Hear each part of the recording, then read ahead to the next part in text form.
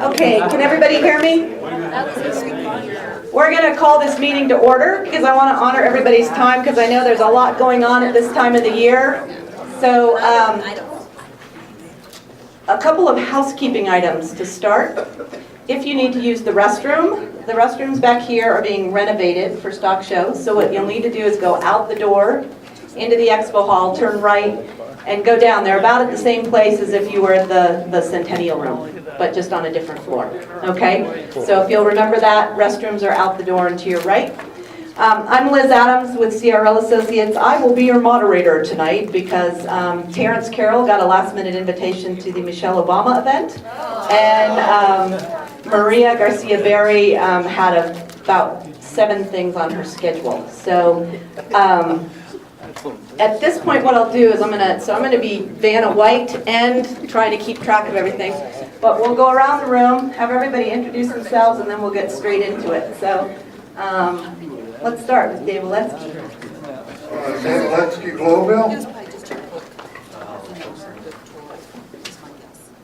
Vernon Hill, JJJ Properties, Globeville.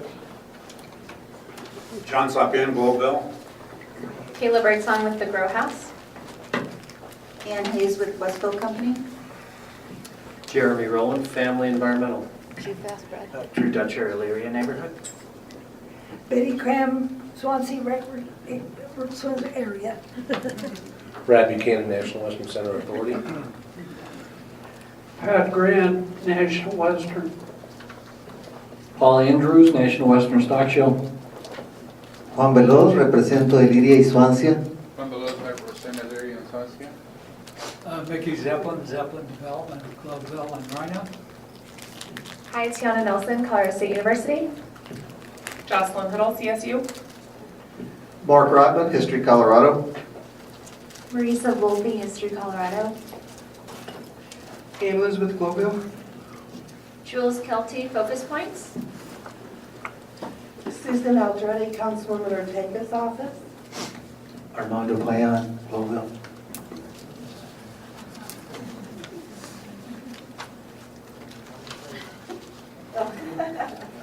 Go ahead, just pass it on. Harry Brennan with Winter & Company. Brad Johnson, Denver Community Planning and Development. Carrie O'Connell with Mortensen. Lucy Strong, LLS Consulting.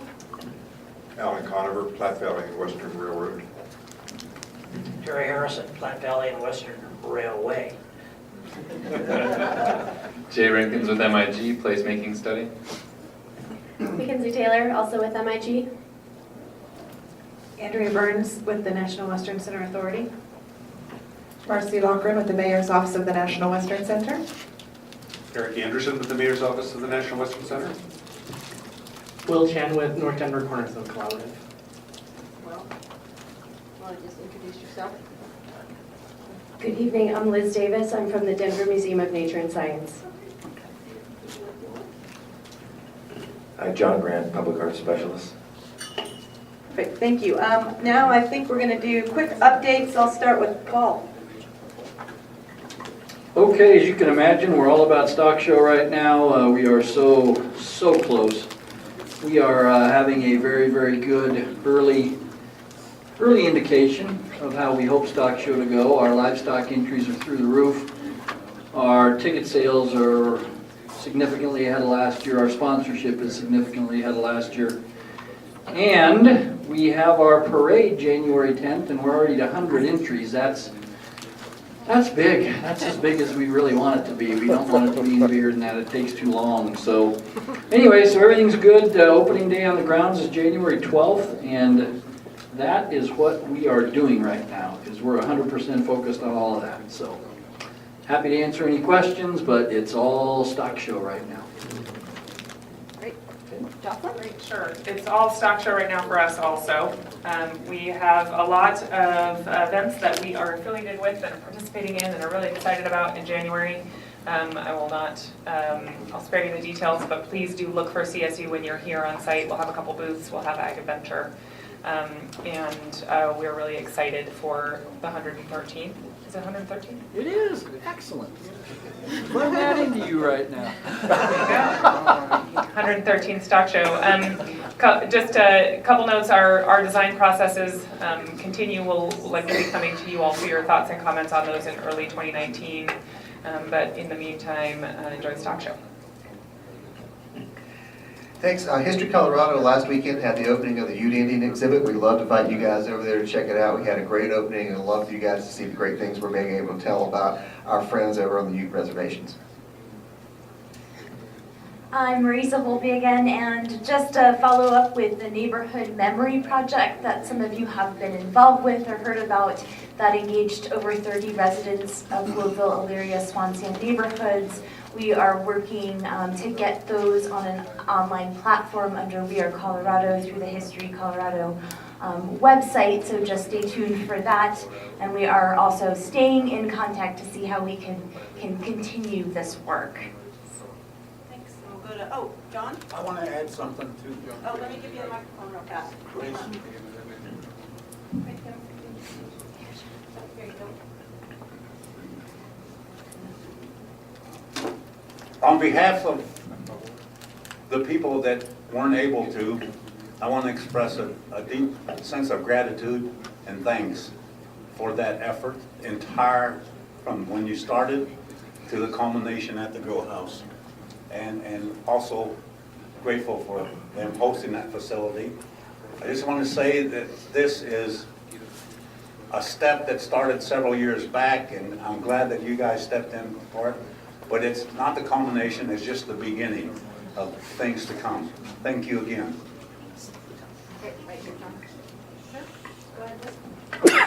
The museum's updates are here in writing, and I would be super pleased to answer any questions that you have. And we're excited for the holidays and for the Stock Show. Great, thanks. Okay, so we had to rearrange the agenda a little bit tonight because evidently there is is it Public Works is having a party tonight? I don't know. But CPD?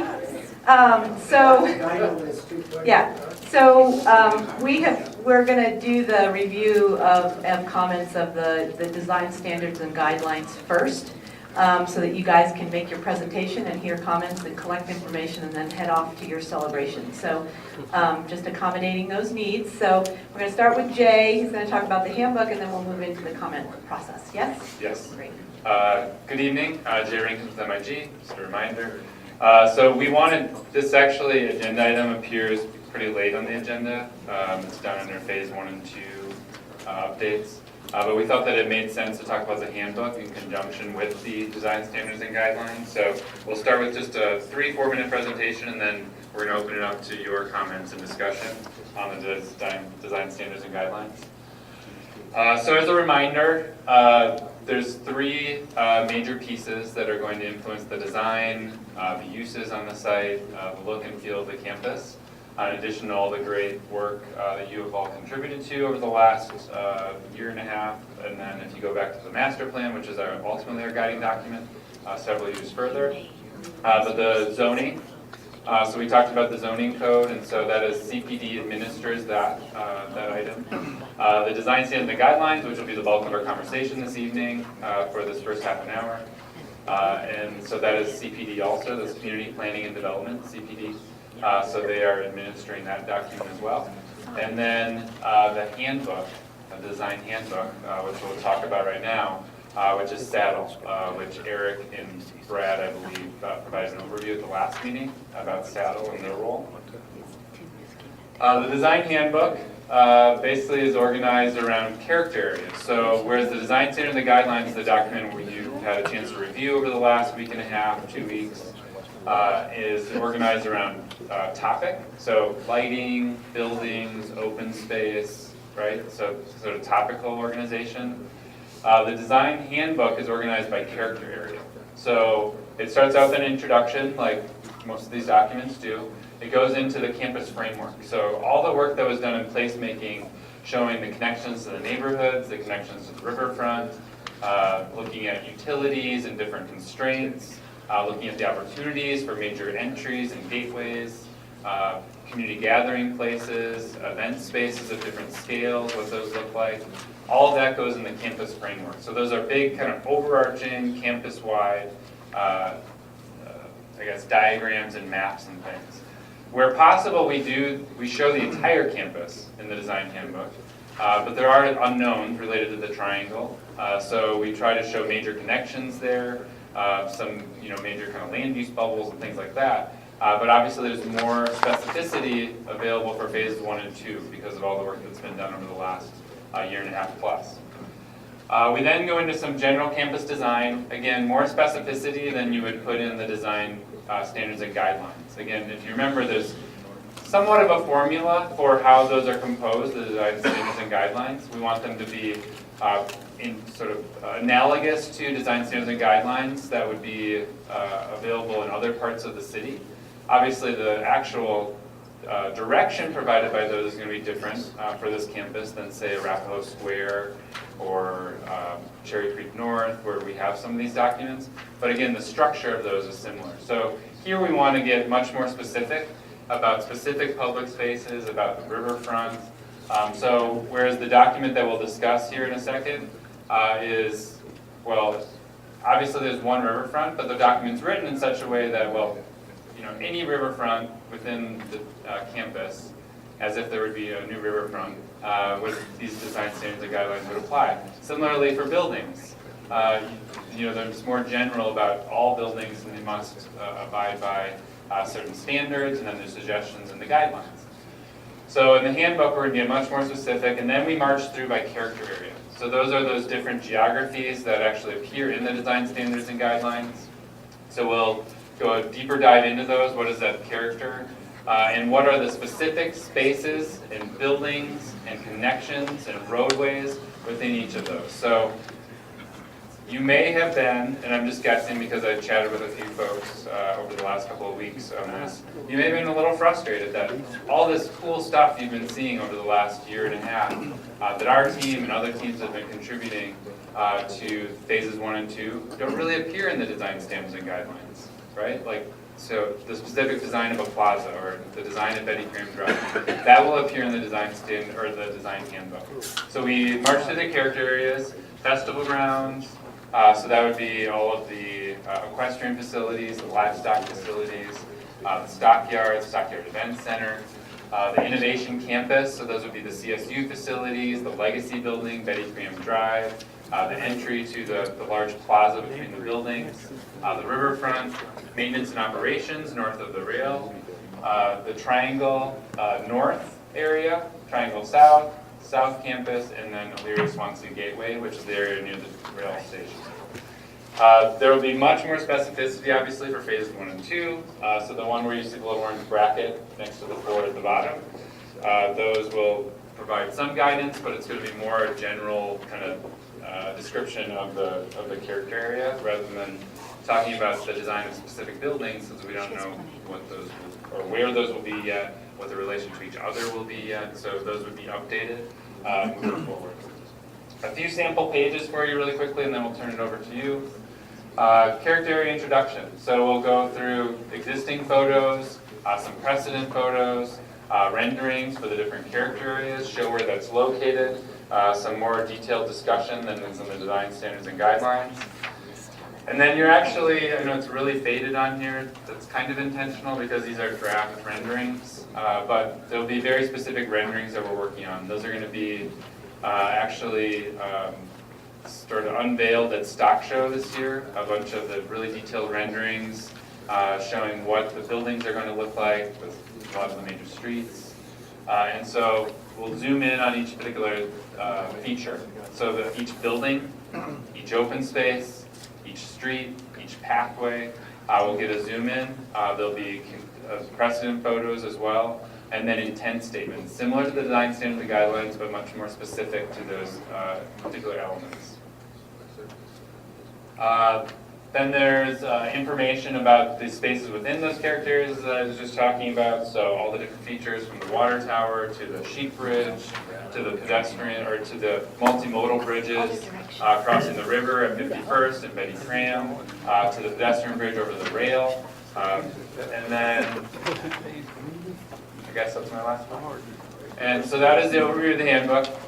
We expect to have a draft of that sort of internally reviewed in the January, kind of late January timeframe. and then hope to have a draft for you all to look at in February. Any questions on the handbook before we turn it over to, and I'll invite others up here to help out with the design standard and guideline discussion. Oh, Jay, maybe I'm not understanding, but you said at the stock show you're going to unveil renderings showing what the buildings will look like? Yeah, so they're illustrative still, obviously they're not fully designed, but the idea is we've been looking at plan view drawings, a lot of these things, and then some, white boxes and, white people walking around in these. And so it's still illustrative, it's not final design by any means, but it'll give people a much better sense of the scale of the space and the look and feel of what is to come, and hopefully keep people excited about this humongous opportunity that we all have. Hold on, Mickey, I'll get the mic to you.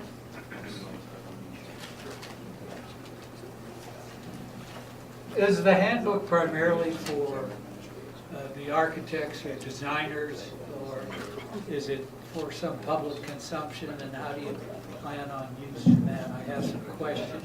Yeah, the primary audience is for the design teams. Yeah, architects, engineers, landscape architects. The question I have is, you make reference to the plan, and there is so much potential excitement in terms of the history and what the National Western has done from its beginning, everything from really as the great marketplace for livestock, as really the research centers providing food during the war, on and on and on. I mean, it's just a wonderful story. And if it's for architects, shouldn't they really get some inspiration from knowing the history? It just makes a reference to saying, see the master plan of the National Western. I think it would be helpful if you're going to distribute this, to create that kind of excitement of the history of the place, and as opposed to making it look like a document just to build from. Yeah, no, that's a great point, Mickey.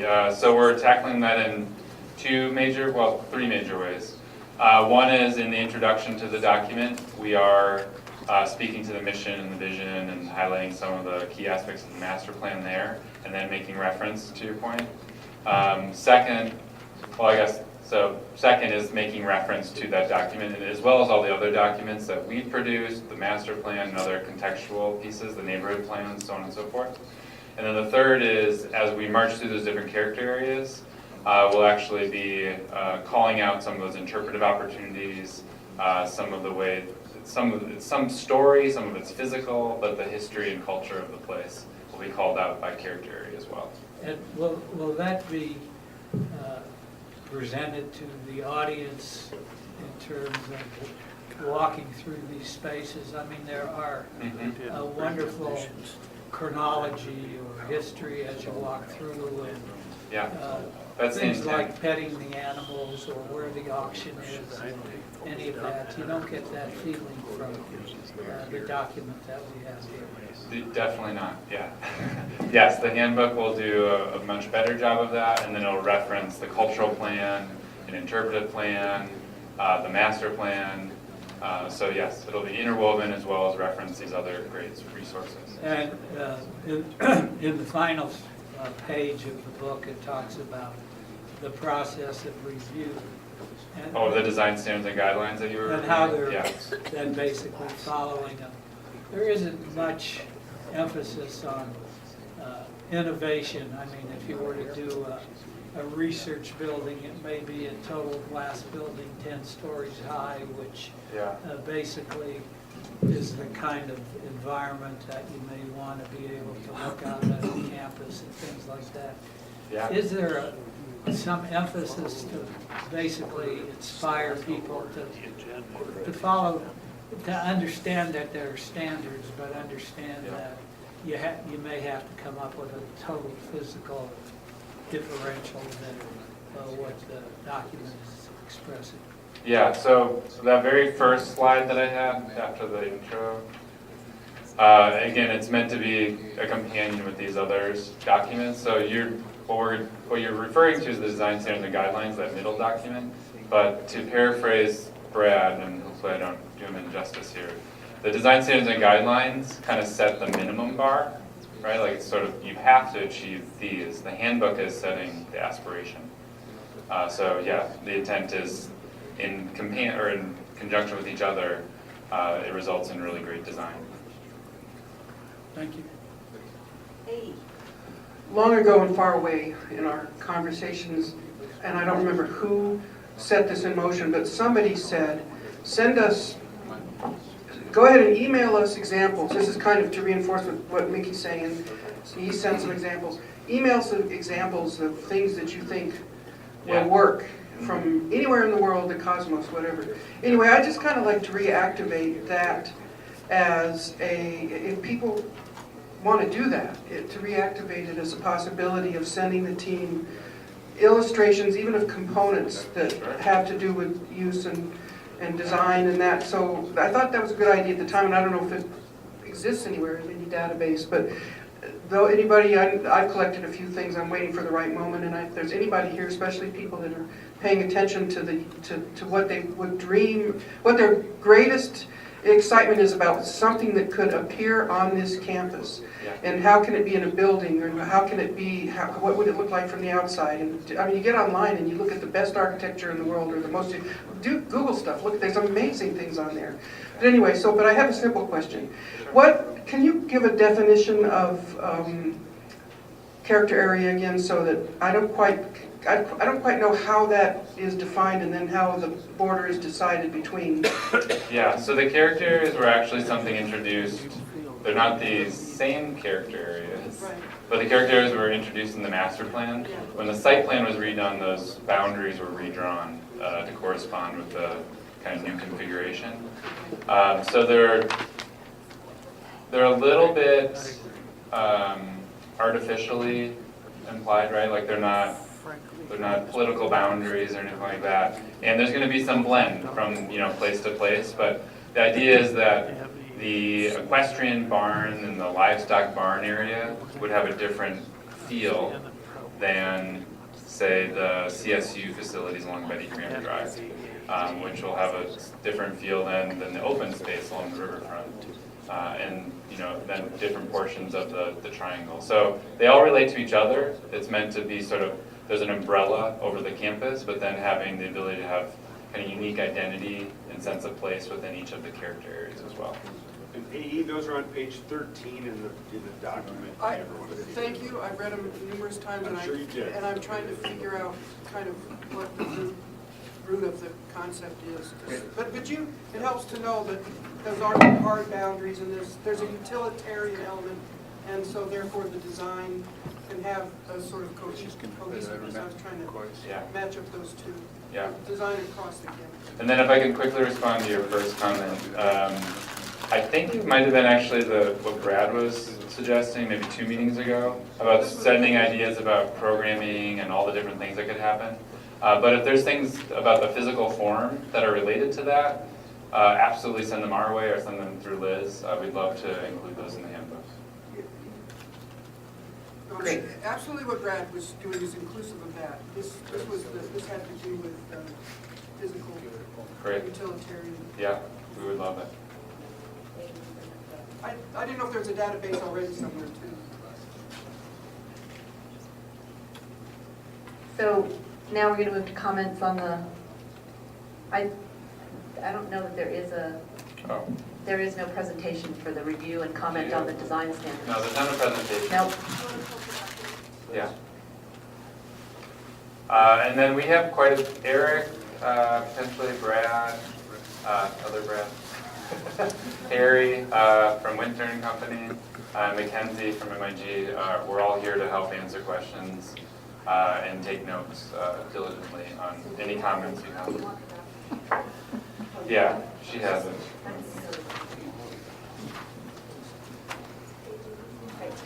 So if there's really specific comments that you think are worthy of kind of discussion or bringing to light in this forum, absolutely, you can share those and we can talk about them a little bit. But I think the idea is that you would submit those to Liz, to Eric, to myself directly. And those can be handwritten, they can be digital on the PDF, however you'd like to do that. What we'd like to use this time for maybe 20, 25 minutes, and I'm not the facilitator, so we can decide if that goes longer or shorter, but would be things that you think are worthy of discussion amongst the CAC. There's things that you have questions about, there's things that you think are off the mark, and we can help hopefully provide some guidance or at least take notes and get back to you on that. I have some specific concerns, and I don't know if this is the time, but I'll just lay them out anyway, okay?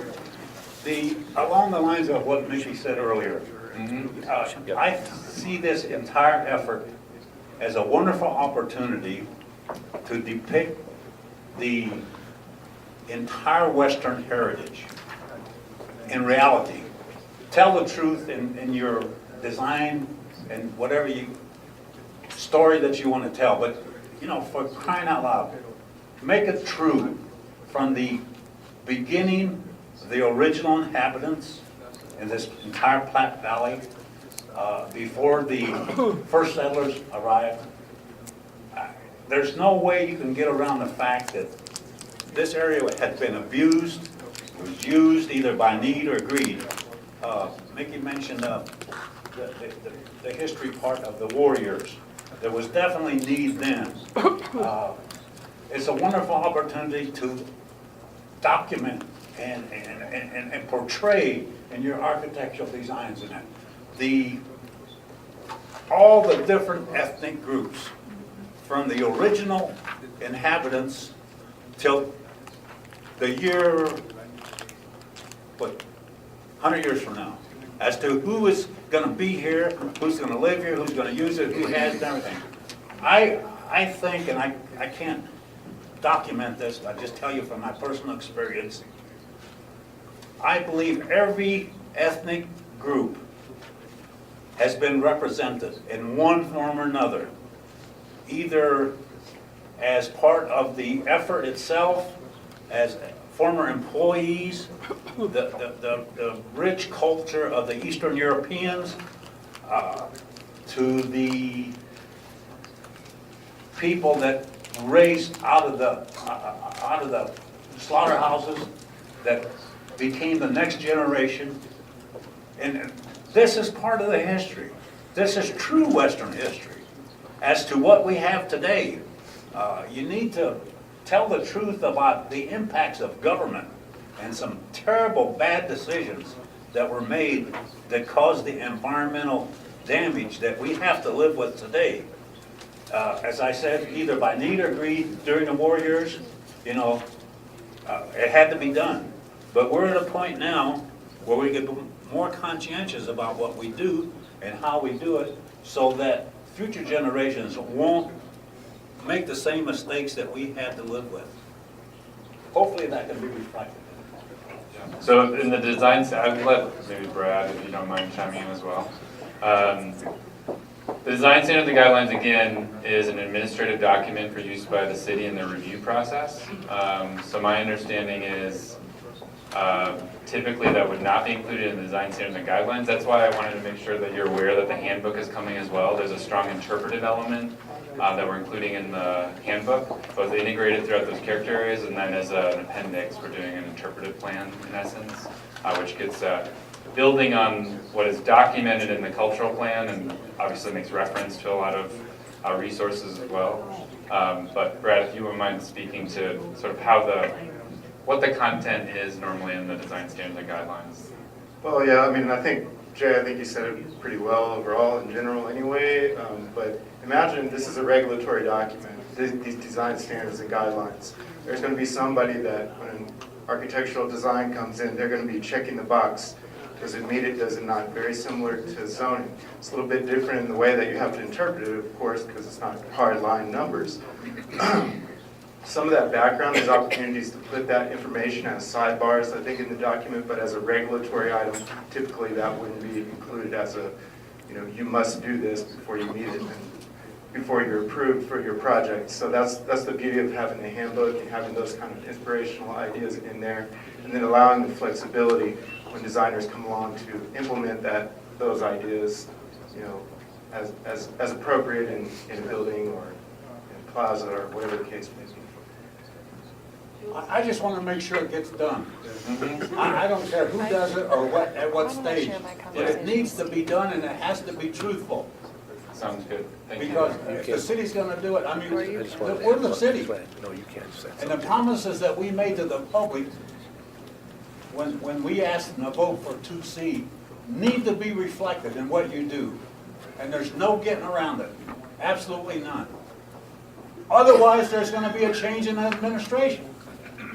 John, so it won't be included in the design standards and guidelines, but it will be in the handbook. So I know we've asked you to be patient before, but it will be included in that, I promise you.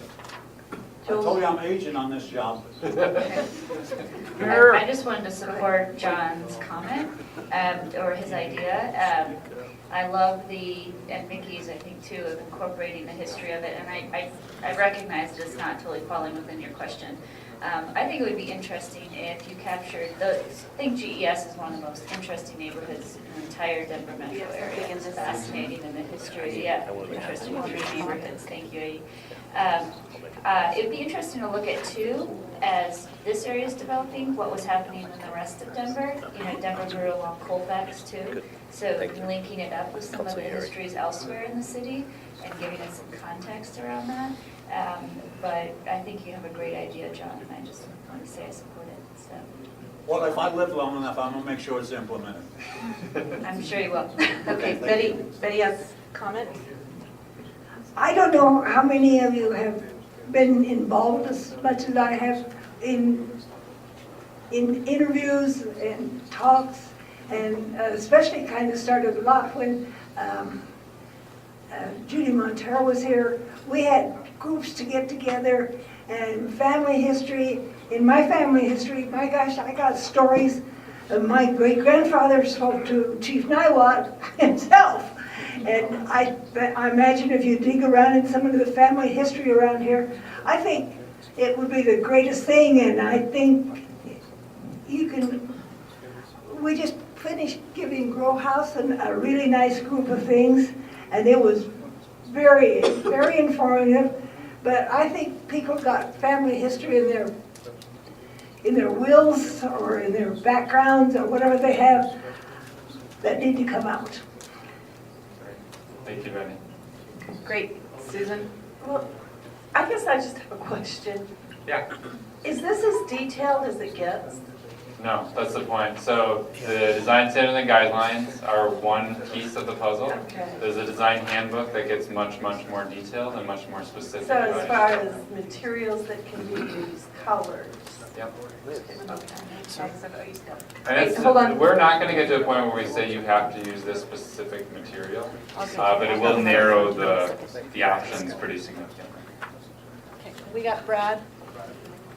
I just wanted to add to that the saddle committee, the review process, is another place where there are 3 different touch points for the designers to interface and be pushed hard to be bringing their best game. But I want to go to John's point, and I think that and having spent a long time in CPD, I understand the answer that I know the function of this and I know where it fits in the process sequence, and I get that. However, there are so many other phenomenal resources, from what History Colorado and the community just did a few weeks ago to what's going to happen next with History Colorado and 100 other things, like you mentioned, Betty. We should do something in this that we haven't done before. In the design standards and guidelines. In the design standards and guidelines, that is an appendix or a syllabus that lists, that directs people to those resources and tells them that one, this comes from that. We didn't make this up from scratch. This is of this place. And if you want to figure out how to do great designs that are of this place, you got to first understand the place and the people, the good part of it, the bad part of it. And so I get why it shouldn't, and functionally it shouldn't all be in this document, but we could do a better job of providing, like right there in their faces, a resource and saying that if you want to understand why we're doing what we're doing here, and if you want to have a smoother time of it, understand from whence this comes. And that would be appropriate to me in a document like this. Yeah. The great thing is we're preparing that, and we have a 75% draft for the handbook that we could include here, and then have, to your point, the narrative about why that's important. Okay. That's a great suggestion. Great. So I wanted to just kind of make a comment maybe as an architect, and I think there's kind of a disconnect between maybe the layperson and what an architect does. And it's sort of picked by Susan's question, which is this as specific as it gets? And I liked your response, Jay. You said it's intentionally not specific. And I guess that what I kind of want to say is this document should not be overly prescriptive. Correct. And I think I made that point before. And I also think of it sort of as maybe not so much as a campus, but even almost like a city, which grows over time and has a great deal of diversity of spaces and buildings within it. I think that's maybe the best result that we could kind of hope for. But I do notice one thing, like in the festival grounds, you say future character, interpretive elements. Among them you say celebrate traditional buildings and features. I'm actually I think I'm okay with that, because this is where you have the lots, and maybe we do go back to historical architecture. But I'm pretty much okay with what I see in here, that it's not telling people to do something, that is, somebody's idea of historic. Because what you get is schlock. And so that's what I think, I think it's, as a document, it's avoided that, so it's. I use the term Disneyfication sometimes. Like you end up creating like a stage set, Main Street USA, Disney. And so, yeah, the point is to celebrate, as you said, you just used the language, celebrate the historic architecture without trying to replicate it exactly, because it's not of this time either. So it'll have more of a historic character, but in a modern kind of interpretation of that, or contemporary interpretation.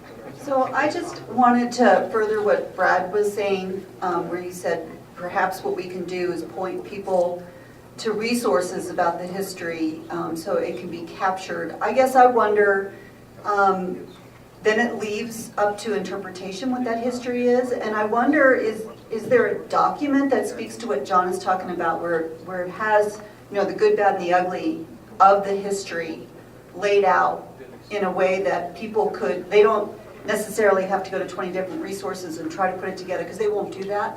But is there a summary document that could be recreated of the history of some sort? I mean, maybe it already exists, I don't know. But if we leave it up to people to try to interpret themselves, they may not get the history that maybe others here know well. And so just thinking further about that, what can we do to maybe summarize and make it easier for people to know that history? Yeah, I think Gretchen wanted to comment on that. We're going to go to Gretchen, then we're going to go to Susan, and then AE. So one of the things we've done differently on this program is to hire, in all the city experience I've had, our first historic and cultural resources manager, Sean Snow. And I want to go back to an earlier meeting we had here, well, it was in the other room, but with the CAC, to go through what you wanted to see, and this is the same theme. And I just wanted to share, I think it's worth having a longer agenda item just about the history and bringing Sean here, because we have a couple of ideas out there. Right now, most of his time, and you'll see it in the presentation, is on cataloging thousands of historic items on the site so that we can adaptively reuse them, repurpose the bricks and the metal and the hinges and the gates, and get History Colorado there. And you've already selected some things to bring into your museum and where the most public eyes are going to see it. And then, so that's where his time has been spent, because he's catching up with construction. I'm building his work plan for 2019, and I brought to him the conversation we had, which is the discomfort at having this history and these stories live in a plan and on a book. So there's probably a need for both. So we can talk to him about developing that history. He's really well qualified to do it. We stole him from History Colorado. Thank you. No, and now he's a liaison to History Colorado, but that can be something, so we can shape his work program here together. I mean, I'm managing his work program, and let's make that an agenda item so that he's spending his time there. The other thing that we're in early discussions on with Brad and with History Colorado is areas of physical interpretation that aren't plaques on the site, something that is dynamic and creative versus just the plaque that sits somewhere. So what does that look like, and how do people interface with it, and how does it move you around the site so that 100 years of visitors are seeing that too. So I think there's a couple of ways to address this. It's something we talk about a lot, and I think we just need to bring that conversation here and develop a work plan. Great. Thanks, Brad. AE? Or Susan? Susan, did you have a comment? No? Okay. In the introduction, I think what John said should be just transcripted and preserved as an elaboration on a mandate, and I think we can use the mandate that is in the introduction to the master plan on page 3, and I'm not going to read it, but it talks that from the very beginning, years and years ago, as this came about, this has been the mandate, what John summarized. So I don't want people to think this is an idea. This is essential to the soul of what we were asking to have happen. And I think that Brad's comments prove why he's the right person for the job, by what you just said as a summary there in that direction. But I feel like, I don't know how this works when you hire architects and when but I feel like that should be part of the competitive process, is how they illustrate that they're going to do this. And then I just wanted to say one thing about materials in the design, not to cut off anybody else continuing with this. There's materials innovation. Is there a way that, well, like for example, I was reading the other day about this cement that is porous for flood control. Okay, so is there a way to create flexibility in somehow at this site for this to be part of the forward-looking vision in all of what's being done to make it such that there's a way that it can, I don't know, that we can be showing materials or trying to move forward into those modifications as time goes on? Yeah, no, absolutely. So there's a little mention in the design standards and guidelines, but in the handbook we're addressing that. We can make sure that it's being drafted now, right? So we can make sure that we hit that hard, but that's been a discussion, and we need to make sure that we capture that in the design handbook. That's a good point. Vicki?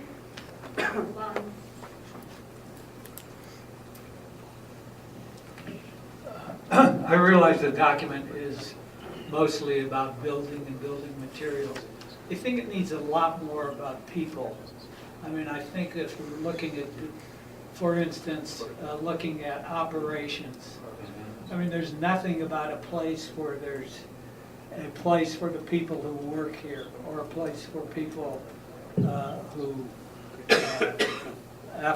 or the cowboys, where they can basically come and rest after their thing. I mean, those are people kind of things that I think need to be included. I think what John and we're hearing is really the lack of people. We're talking about buildings and materials, but we're not really, we talk about pedestrians, but they're almost like building materials. And I think we need to really look at how people are going to be using this place.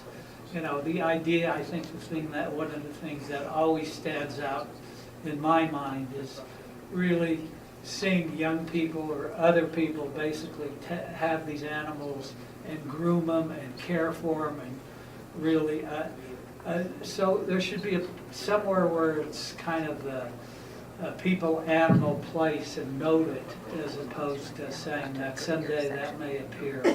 And I think the other part is we've talked about history, we got to talk about the future too, and there isn't much in there about the future. we're looking at world food shortages, we're looking at opportunities to really change what happens in the world. And there isn't really a mention of, very much of a mention, we're kind of doing what we've done in the past. There's a small thing at the beginnings talking about global things, but somewhere in there as the architects look about it, maybe there needs to be a piece of Japanese or a piece of Nigerian architecture or something, but acknowledges that this is global, and so, but it's about people, and I think we need to make sure we don't lose people in all these buildings. Yeah. Great. Thank you, Mickey. Do we have other comments on the design standards and guidelines? And as Jay said, please feel free, if you have comments, you can write them down tonight and hand them to Jay, or you can email them to me. You know, even if you want to talk on the phone with somebody about it, we can make that happen as well. So if there aren't any more comments, we're going to move on to the next item because we do have a lot of things on the agenda tonight. So last call. Okay. Now we're going to move to, it's the National Western Center Authority Board report, and they're going to do sort of an extended report tonight because they're going to talk about community benefits. So Brad, are you sort of starting that discussion? And I'll get your presentation up for you. And actually, I'm going to start on the fourth item first. And it really, I think, the reason I want to do that is that it goes to I think it's very connected to the conversation we were just having, to some of the last couple of emails that Mickey has sent that I think we're right on target around thinking about how this is a people-based experience. You know, we spent a lot of time thinking about facilities and dimensions and numbers of people in seats and how many horses and how much livestock and truck turning radiuses and all those kind of things, and we have to do that. But what everybody's been chomping at the bit. Thank you very much. I'm here all week. Another 4 or 5 more before I'm done. What everybody's been very anxious to do is start talking about this experiential piece, which is, to me, it's the most exciting piece of the whole puzzle. And it's also been frustrating to folks that we haven't, you know, we've had some of those conversations, but not enough of them, and everybody's really ready. So the good news is we're just about there. And that's what the strategic implementation plan process is. And I've mentioned it the last two, just in snippets in the last two CAC meetings, but I want to go into a little bit more in depth. The experience that folks have, or the opinion about the experience they want to have in this future place, the relationship they want to have with this future place, whether you're a resident or whether you're a rancher and lineman coming in for an event, or whether you're an international agribusiness interest that it wants to understand what Colorado is about and the United States is about and what Denver is about, or whether you're someone who is going to be studying about any kind of ag tech or ag education, and what CSU is up to, whether you want to learn about the history of agriculture and these communities in and around GDS and Denver and Colorado. You have a certain perspective of it, an anticipation of what the experience is going to be and what you think is most important and what you want to make sure is there. Like I've had 100+ conversations in the last 2 months, and I've not had one person that isn't passionate about the outcome here and what the experience of this is going to be, and there's an urgency about it. I want to make sure I hear it in their voice. I want to make sure that this thing that's so important, we don't miss this thing. And so I get seated in the CEO seat, and I get a lot of phone calls, a lot of meetings, and there's an urgency, and everybody wants to start everything like right now. We want to do this, all of these different things right now. One, the bad news is we can't do it all right now. You're looking at 50% of the National Western Center Authority staff right now. Andrea Burns starts on January 7th, and so while she introduced herself as NWCA, she ain't. Not yet. I wish she was. I could use her right now. And then we have somebody else starting the end of January. But we are small but mighty, and so we are drinking from a fire hose, and we're trying to do some stuff. The bad news is the authority has limited resources right now. The good news is we have time. We have time, and we have to make sure that we take advantage of that time and that we do things in the right sequence. This project has been doing things in the very right sequence to date. It is the platform, the foundation is so strong and solid. And so as we move next, what I hear from all the partners and just hundreds of resources who want to be involved, want to bring their gifts and treasures and experience and resources to this final outcome, we need a place to have that conversation. And I have suggested, and we are in the process of setting up something that I'm calling the Strategic Implementation Plan. And I know that this area in North Denver and around the National Western Center is the most planned area in the entire region. I can guarantee you nothing has been talked about and written about more than this National Western Center and the surrounds. And I'm suggesting there's more to do. But it is about implementation now, not about planning and just guiding principles, but now what does it mean? What does it mean if we want to be the epicenter for regenerative agribusiness? What does it mean if we want to truly connect urban and rural space? What does it mean to talk about feeding a global population in the year 2040? All these, what does sustainability mean? What does the community engagement, community benefits process really mean? What are we going to do, and when, and who's going to do it? So we have been interviewing, the authority has been interviewing some world-class facilitation groups that have done this sort of thing to start to organize and engage a process that will start after Stock Show. We thought about January, and Paul's eyes rolled back in his head. So we decided we were going to start in February. And it'll be, the board will obviously be involved in a lot of stakeholders, but also a very broad conversation with the communities around this and other stakeholders as well. So that process will start in February and will run through probably, I'm guessing it'll take through summer to get through the topics that we identify as a group for further defined focus. They'll start up, there'll be staggered starts and staggered finishes. And at the end of them, we're going to have milestones, to-dos. We're going to do this. We're going to start this in fall of 2019. We're going to start this in spring of 2020. We're going to finish that in the spring of 21. So that when we come online, these programs are ready to be stood up and are underway. In addition, there are things that we can be doing before these buildings are finished. Is there something that's a National Western Without Walls? It's a partnership with CSU, with online education. We start to become the global portal for progressive, regenerative agriculture, looking at how we're going to feed a world population, to looking at sustainable ranching practices and all the things that our entire agricultural industry is working on right now. We engaged partners from the biggest partners to the smallest partners in a conversation, bringing that information to become the international resource for information around agriculture, ag tech, ag incubation, ag business, ag funding, ag grants. I don't know what it is. But those are the kind of things that we could be starting to work on soon, that by the time that we're doing a ribbon cutting in 2023, everybody in the world is here because they already know us. They already know what the National Western Center is about, what we stand for, what we mean to accomplish, and what our goals are for implementing this mission. So I'm making that up totally.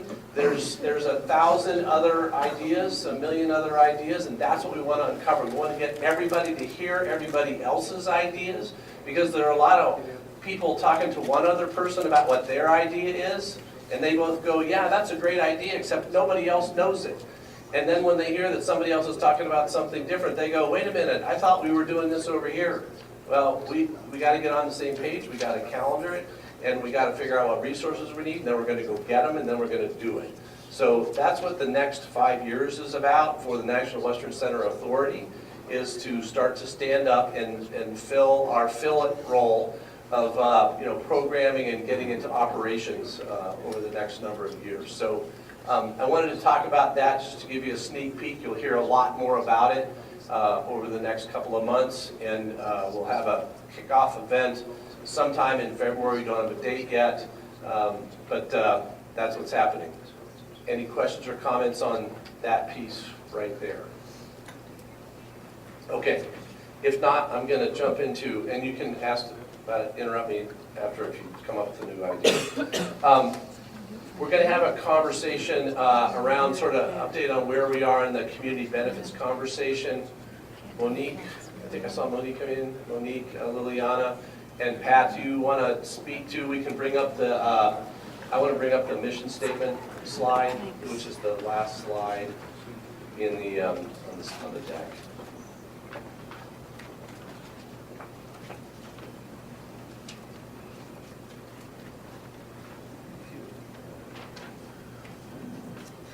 Thank you, Brad. Now, wait a minute.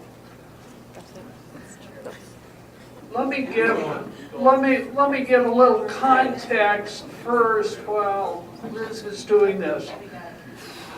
The framework agreement contains the notion or concept of community benefit. We on the National Western Center Authority Board have wrestled with the question, what does that mean? So the chairman of the board, Joe Garcia, appointed a committee called the Community Benefit Committee, of which Monique is chair, Liliana and I are both members. We have been working, trying to define the mission. What is the mission? What is the goal? What is the aim or intention of this committee? So we came up with a mission statement. Now bear with me, this is a very long statement, we apologize, but let me tell you, this is a document that is a work in process. So we are inviting input, we are inviting comment, and if you wish to challenge, question, that's fine. Within the constraints of the agenda, Brad or Liz, let me know, but what I'm going to do is go through in a little bit of detail what's in this statement that you can sort of get your arms around. The mission of the Community Benefits Committee, established by the National Western Center Authority Board, is to make thoughtful and practical recommendations to that board which make economic development of the National Western Center accountable and responsive to community needs and opportunities, not just needs, but opportunities, represented by the residents, businesses, organizations, schools, churches, and faith groups in the historic and unique neighborhoods of Swansea, Elyria, and Globeville, which face challenges. Such needs are to be identified through a process. It's not us telling you what these needs are. Merely defining, we're trying to define what is the mission of this committee.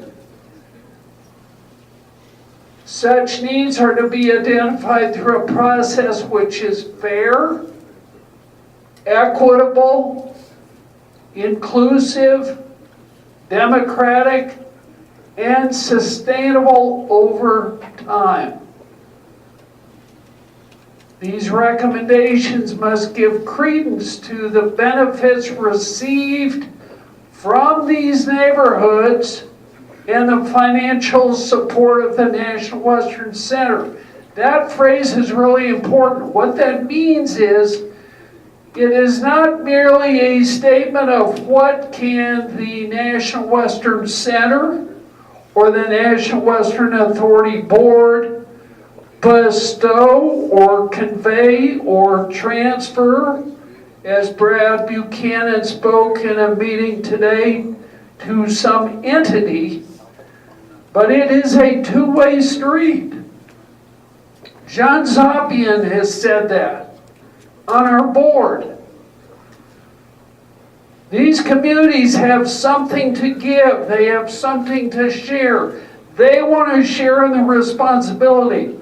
So we included that language.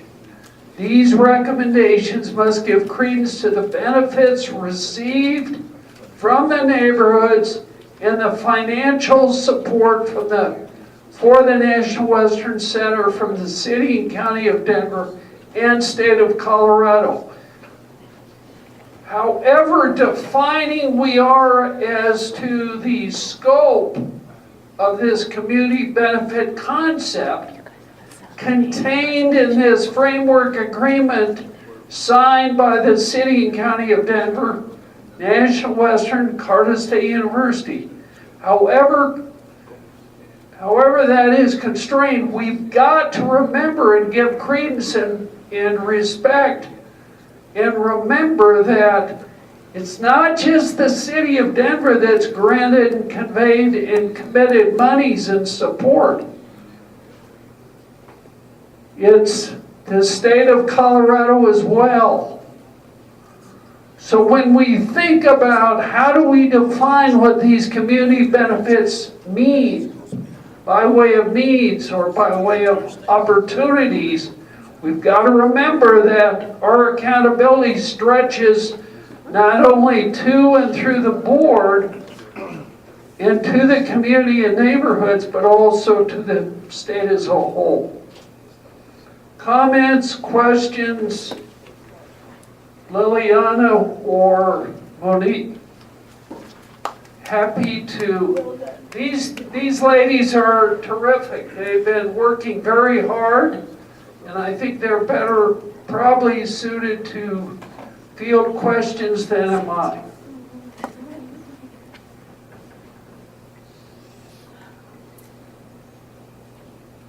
Crickets. Crickets. I do want to say it is long. There's a lot to get in here.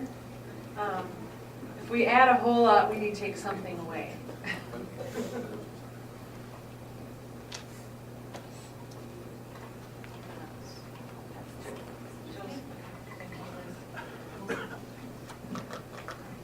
I thought it was very well done. Thanks, Betty. Jules? So I'm just trying to understand all of this, but It's a lot. it is a lot. This might be more of a vision statement than mission, but it looks fantastic. But is this going to be like a signed legal document? I mean, I'm wondering just how the accountability happens. It sounds really great, but like I want it in writing that we can come back to and measure if it happened or not. So I was wondering if that was included in this process. Yeah, so, well, this really is about our values to start with. An actual agreement or community pact that we may have absolutely is going to be something that everybody will be able to live up to. Yeah, it should be not written down. Yeah, but I'm wondering if the mission statement should be to create an agreement for which this will happen. That's a really, That it's is a great what we're comment. gonna do. I'm going to let Pat. We have wrestled with that very question, and because there is language of community benefit agreement. The problem is right now, with whom is that contract? With whom is that agreement? That is undefined right now. this is part of the strategy and the thinking and the vision of the present CEO, Brad. We've got to get more of a handle around what does this mean, but where are we going and with whom? With whom does the National Western Center contract eventually? Right, and I understand that conundrum. I'm absolutely familiar with that. I understand that piece of it, that we need an entity for which the agreement will be with, but just putting that seems to be what I keep hearing in the community. You know, they just want to know that it's going to be in a document. So even if you could qualify it by saying with this, the word you were just using of what this community entity will be, knowing that it'll be defined over time, and maybe that's the subtext for the next slide, right, the backup piece of this. I just think it's really important, with everything I keep hearing, that's the guarantee they want to know is going to happen. It's a good word, guarantee.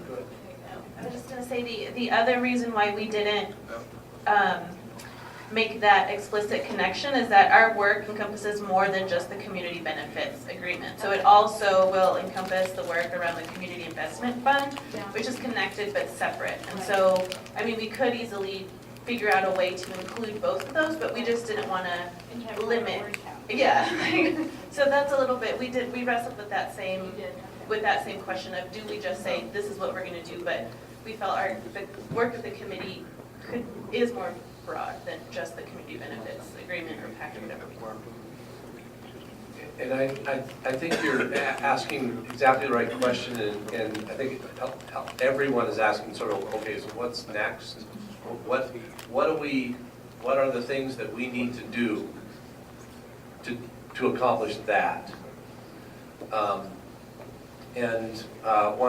Pat mentioned, you know, the creation of a receiving entity that's fully representative of all the communities. It's a big project.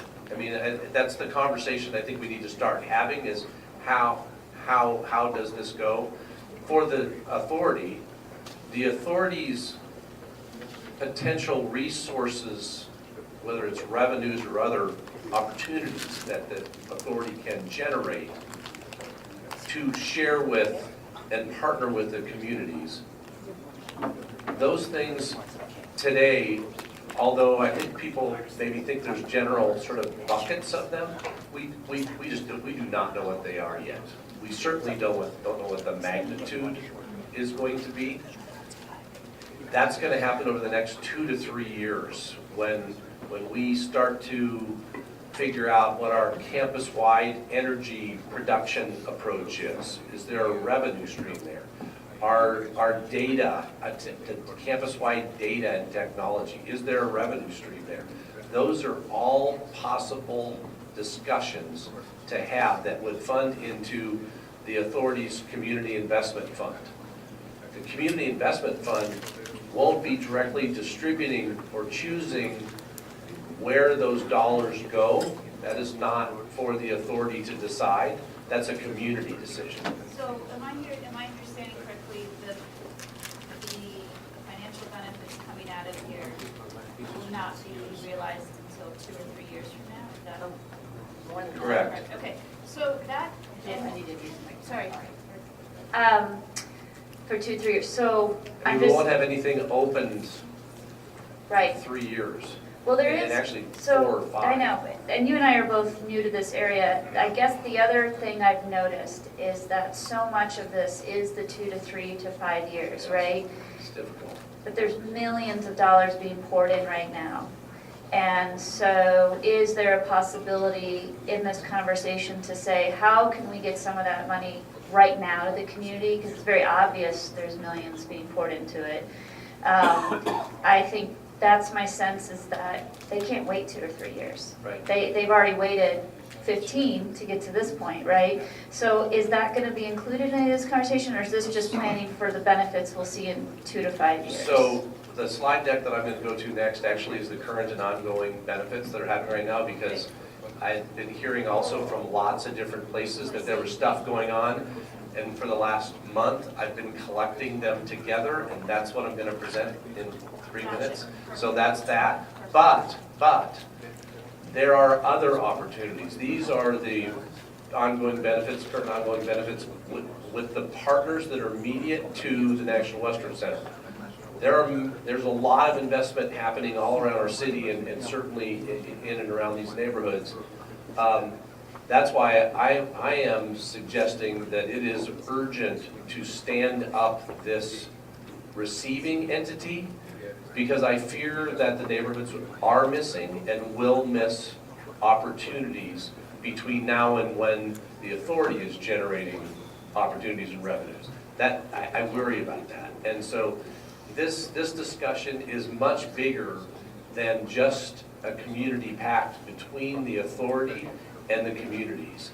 It is an opportunity for the communities to stand up an entity that is staffed. I don't know what this means. That can be a very sophisticated and able receiver and I would suggest demander of participation of a broad array of potential resources, not just the authority. So, yeah, just one second. I'm gonna, I'll let you ask a question, but then I'm gonna ask you guys to get into the benefits because we are, we're kind of coming down on time. So go ahead, A. Go ahead, Lillian. No, I was just gonna say that, yes, we're also looking at strategies and ways that through this strategic planning, through other ideas, other conversations, that we're not just waiting. I think the three of us and probably the rest of the board is also very much aware of this, and we're always looking for different ways that we can leverage what's going on now to benefit and partner with the community. I just want to say there's been a long-standing problem for a lack of mechanism that the entities that could fund could go into a broader diaspora of responsiveness. I think that the mechanism will become a remedy for that in a very accelerated way, and it is long overdue, and that it will set higher best practices standards too, by which all organizations and projects wanting to serve the community, working with the community for its own, dignity and empowerment can be assessed, and we can do better jobs in all areas. I want to say, just thematically, one thing I hope happens is that we enter into new arenas and of things that we can do, and we'll all be brainstorming about that. Sorry. New arenas, there we go. Okay, that's the third one tonight, I think. New arenas. And we got to giddy up on this because people have been waiting. But anyway, I want to say on behalf of telling people concrete progress. I know these conversations you're talking about. You're new and having these, but I will talk to people that have been watching this for years and years, and I say one thing to them. I say, let's go to the library. I'm going to do a word search here, and I'm going to show you something in the framework agreement about how it was negotiated, that the mandate for the first authority board meeting will be to have the benefits on the agenda. They did that. That was an action by law. All these institutions signed this. You tell people in the neighborhoods, step by step, then we can put that on the, the benefits and signs of implementation, we can add that. But, people also have to step up. Anybody that says to me, when are we going to get this? I'm going to say, what are you doing that's helping people see you? And that's what we're doing now, is we need to pull people out. So I just want to add that to the conversation, because that's part of what the mutuality is. John has a quick comment. Sorry. No, that was all me. Quick comment, John. Okay, really quick. Yeah, thanks. Actually, there's a lot of work to be done yet on the benefits program and the funding. But time doesn't stand still. CSU has been involved already in a lot of community benefits. The National Western Stock Show Association, for 3 years now, they put on the Fall Festival. And that's a community benefit. It's a great benefit for the community. And it brought a lot of people together. Those may not be, quote, directly as a result of the community benefits that's written in. The mayor insisted that it be done. But there are things happening now. And those things will grow with more involvement. So we got to stand up to the plate too. community-wise, to get these things done. That's it. Hey, I just want to say there's 2 terms that are missing on that. Can you give me the microphone, Armando?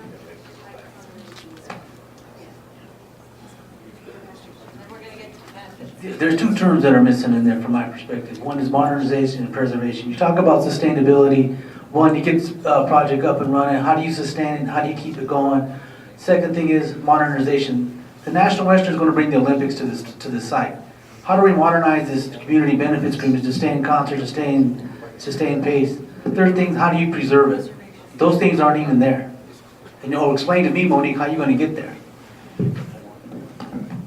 How are you going to get? How are you going to get to modernization and preservation and this community agreements mission statement that you have, that you just identified?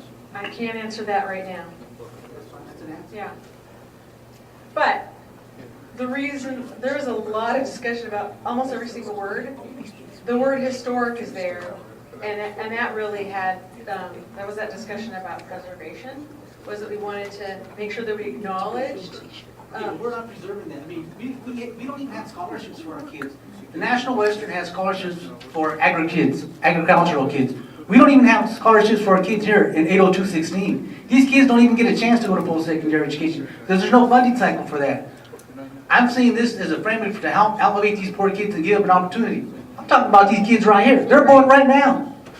So actually we had that very discussion at our last board meeting about being able to provide, Paul talked about being able to provide scholarship dollars for kids who weren't just in rural Colorado. So there's actually an effort to do that, correct, Paul? I'm going to talk about that in our community benefits. Yep. Thank you. Get to those benefits. If we make it there at some point, we'll talk about it. The words and we can talk about it. That's fine. I mean, if you're going to get there like that, that's fine.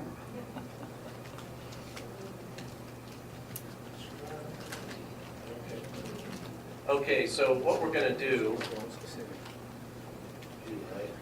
It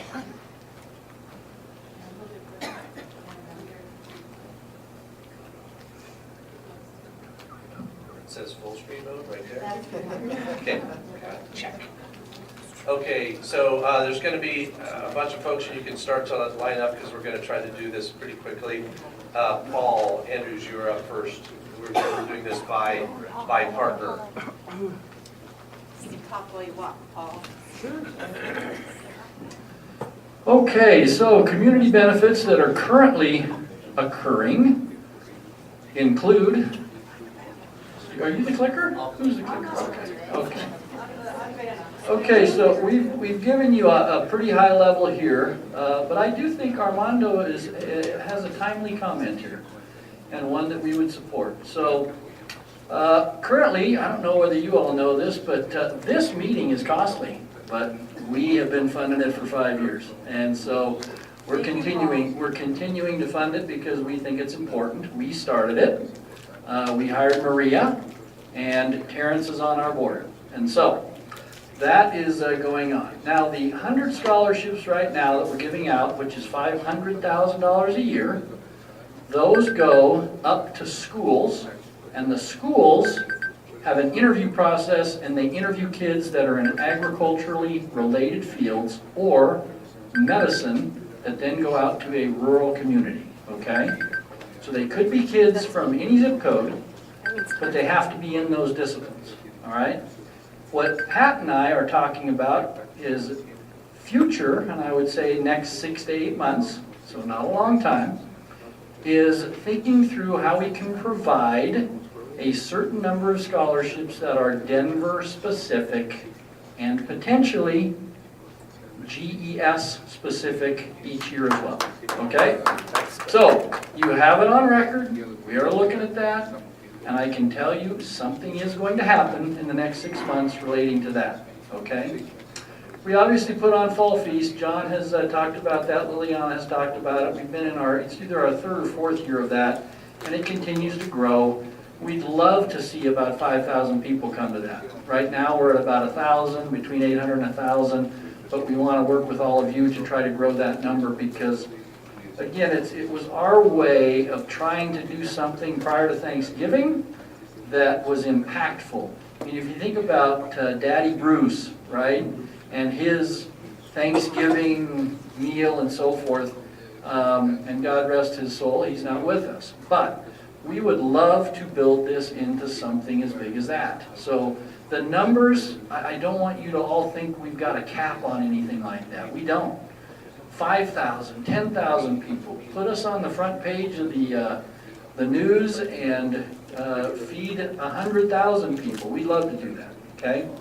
And obviously we provide about 1,000 seasonal jobs right now. So we've been hiring for the last month, and we'll continue hiring up through probably the beginning of January for about 1,000 positions. And frankly, the majority of them come from people around these neighborhoods that are in seasonal positions that come back and work for us every year. We've known them forever, and they're a great asset to us. And then on the education programs, I'm not going to go through each one of those. There are 15 that I listed here that are going on at the National Western Stock Show, both fun for kids, educational for families, and you can take those in for as little as free, right? Free, because we have a free day, which this year is sponsored by Aero Electronics. So none of those cost money on free day. And we also have our greatly discounted day, which is the last day of stock show, is a $10 grounds admission. Okay, so if you have people that absolutely can't afford to come to stock show, send them to free day. It's a Tuesday. I know that's not the greatest day of the week. I can't make it on a Saturday, okay? But we can make it on a Tuesday. And other than that, the final Sunday is always $10 for grounds admission, okay? So that's the many things we're doing. I know CSU is up next. So, and Armando, yes?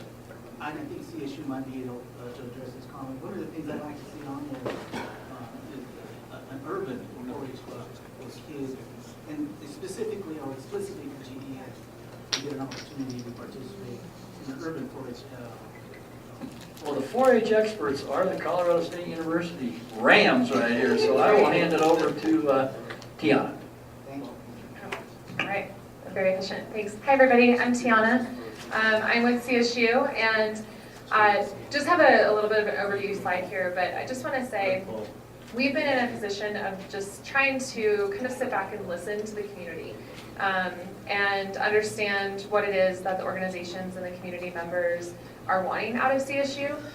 So a lot of what we're trying to do in our strategy is, as you'll see kind of as we go through this, finding these mutually beneficial partnerships with organizations, but also just trying to support the great assets that are already in this community. Not necessarily coming in to create a ton of new things. So on that last bullet, you'll see that we were supporting or providing programming at 33 partner events. So events of many of you in this room throughout the year. This was last year. And we hosted 9 events that were all responsive to things that the community had asked for. So that is kind of where we're at. And we also have partnerships with 16, how do I move this forward? Just down? Cool. 16 nonprofits or schools in the community. And one of our big partnerships is with Bruce Randolph. I just have 3 examples right here. I'm happy to chat with anybody more if you'd like to dive in a little deeper to what we're doing. Bruce Randolph is an example of one where we've really tried to working on creating a pipeline program so that at each level that the students are in, middle school, high school at Bruce Randolph, they have an educational interaction with CSU. So we're bringing the 8th graders every year up to the Fort Collins campus so that they can experience that. In January, we're launching a Road to CSU event. That was something the school requested that helps 9th graders think about college and college readiness and what that looks like for them and what they really need to start thinking about, and the fact that they can make college a reality. So Armando, one thing I just wanted to respond to is CSU has a Colorado Tuition Assistance Grant. As a land-grant institution, access is a big part of what we do, and the Colorado Tuition Assistance Grant is open to any student that's coming in through the state of Colorado and is on a sliding scale with income. But if it, for example, a family of 4, if they're making less than $64,000 annually, those students are available to have waived tuition. So when you kind of stack that with other opportunities and things we have, different Pell Grants and things like that, obviously, it's a stackable grant, so other things can kind of go on top of that. But Bruce Randolph, and I want to make this quick, but that's one where we're trying to, 2 mics, sorry about that.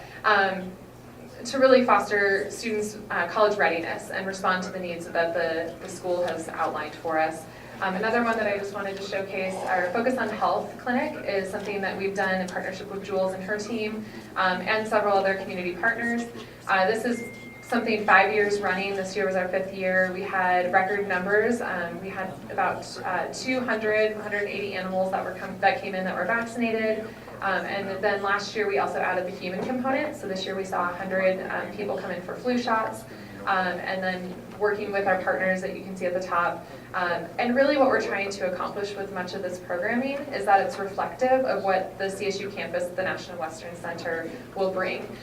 So this is something that you might see within our small animal clinic with Solutions, which is in partnership with the Dumb Friends League.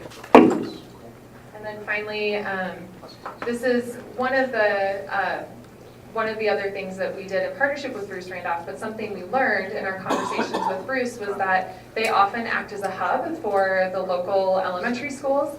And so it's really easy for them to bring in elementary school partners to experience something that's happening centrally at Bruce Randolph. So we were able to bring in our little shop at physics, and they brought over 100 experiments.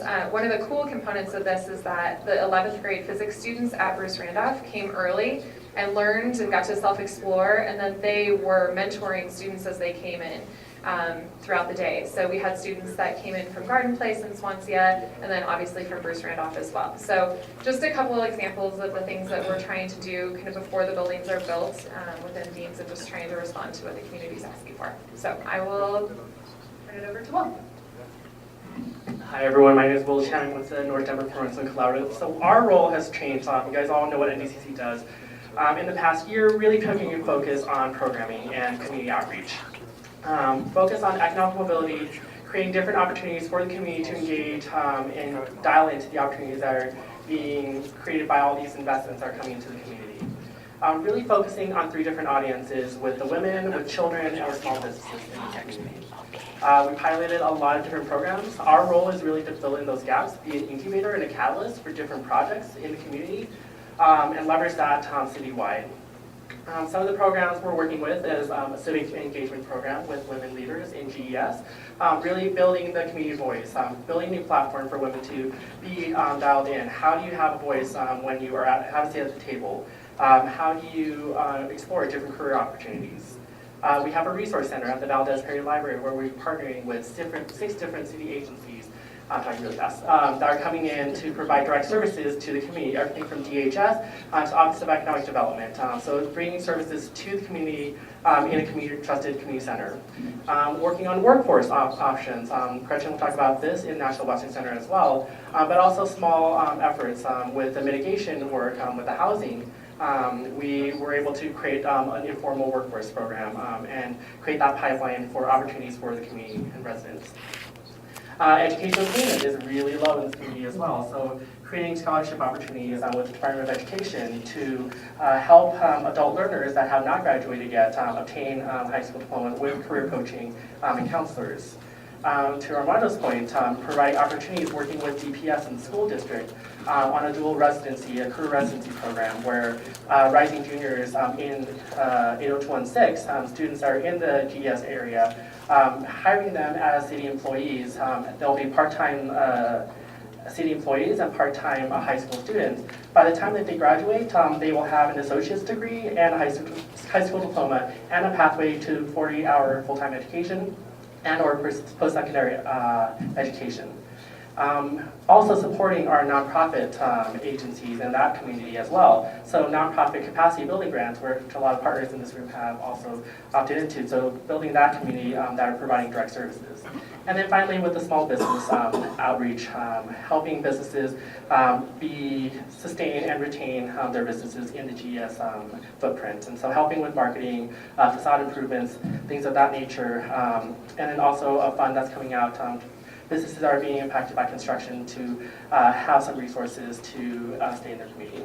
Now I'll pass it off to National Western Center.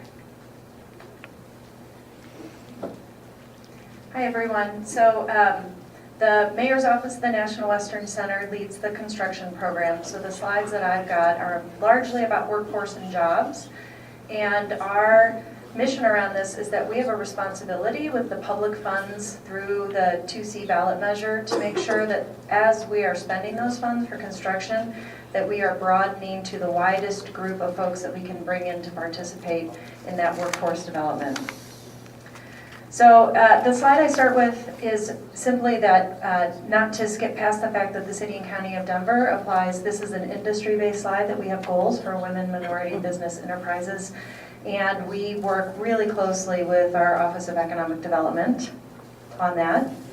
But we have expanded this quite a bit and are doing a number of workforce pilots with our team. So we actually have, I know that Brad said he's 50% of the team, and I'm sorry that we have 4 people just dedicated to workforce, but we've been doing this for a couple of years. And they're helping us a lot. So. We are. Whoops. Some of the things will transition over to Brad, and we've tried to stand in the gap on making sure people understand how to come onto the campus and find jobs on the campus as we move forward. So Karen Nakandakari, who is here on a pretty regular basis, leads all of our workforce programs, so she oversees everything we're doing. We are a project partner for Work Now with Katrina Wirt, and that's really through the Community College of Denver, and that's on the job seeker side. And we have made a program commitment to help fund their services. And in addition, we are funding and asking for specific classes around vertical trade construction so that people can come in and engage in our largest buildings. So that's around electrical, plumbing, low voltage, HVAC installation. So we've asked for some of that specific work. And we've also got on-site navigators that will be coming on for a minimum number of hours that are bilingual so that folks can start on our job site and find their next job. And that was a commitment from all of the funding partners. It's not just the city, it's also CSU and the Western Stock Show Association committed to that. We've got a pilot with Hensel Phelps, and I'll come back to that on a later slide. And then we have a business navigator. I'll explain that too. That's Suzanne Arkle.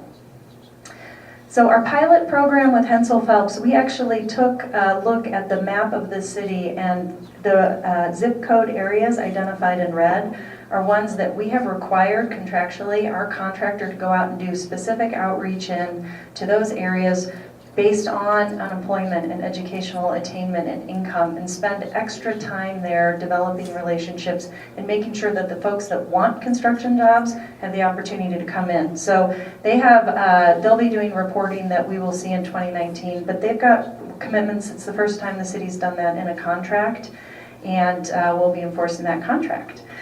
In addition, we've asked them to do special work with veterans and individuals formerly associated with the criminal justice system. So trying to expand the reach of this program. And this map obviously includes Global Elyria and Swansea, but it's also a broader look across Denver.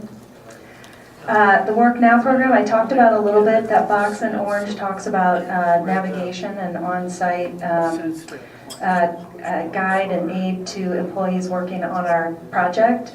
Skills training, placement, career coaching, and advancement. So this is where we're working with individuals. And that is all coming through. That's the horizontal integrated contractor. These are a couple of additional slides. It's the HIC. It's a $275 million horizontal construction contract over 5 years. What we did is we took that, whoops, the slide I want in here. It describes how we've actually unbundled the work into different types of work orders. The idea, this is an industry-based slide to see if we can get new participants to act as primes and not subs, new leadership roles for businesses. If we break apart our work packages, the goal here is to try to maximize participation for new folks that maybe want to grow their business and move into the prime role.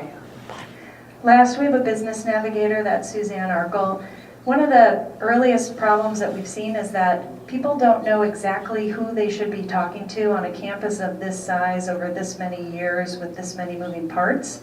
So Suzanne Arkle is there. She's actually logging and recording all of the interest and questions we get, and it goes from someone that's got a business that wants to do construction, someone that has a food business, they may want to talk to Brad Buchanan and the authority about coming on and finding a place there on operations and maintenance, someone that wants to hear about what CSU is doing or what the stock show is doing with legacy building, someone that wants to hear about what the NWC-CAC is doing. So we actually have someone fully dedicated just to make sure people get to the right place and we're not just sending them to a website. And we always end with stay connected to the program.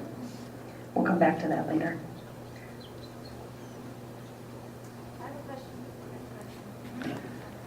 Yep, hold on.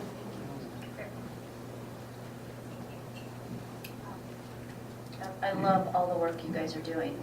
How much of this is, are we sharing opportunities of earning while you're learning? These are great, but we found that our participants can't participate because they need to be earning right now. Well, so are there things like that going on? Yeah, it's the last piece. So we are going to follow another city program, and for our livestock and equestrian center procurements, we are going to be including a 15% apprenticeship hiring goal, and that will allow the earn while you learn, and that's something that we're going to pilot. And I think now at this point, we'll be the first ones out the door with it. We'll be the first team doing this.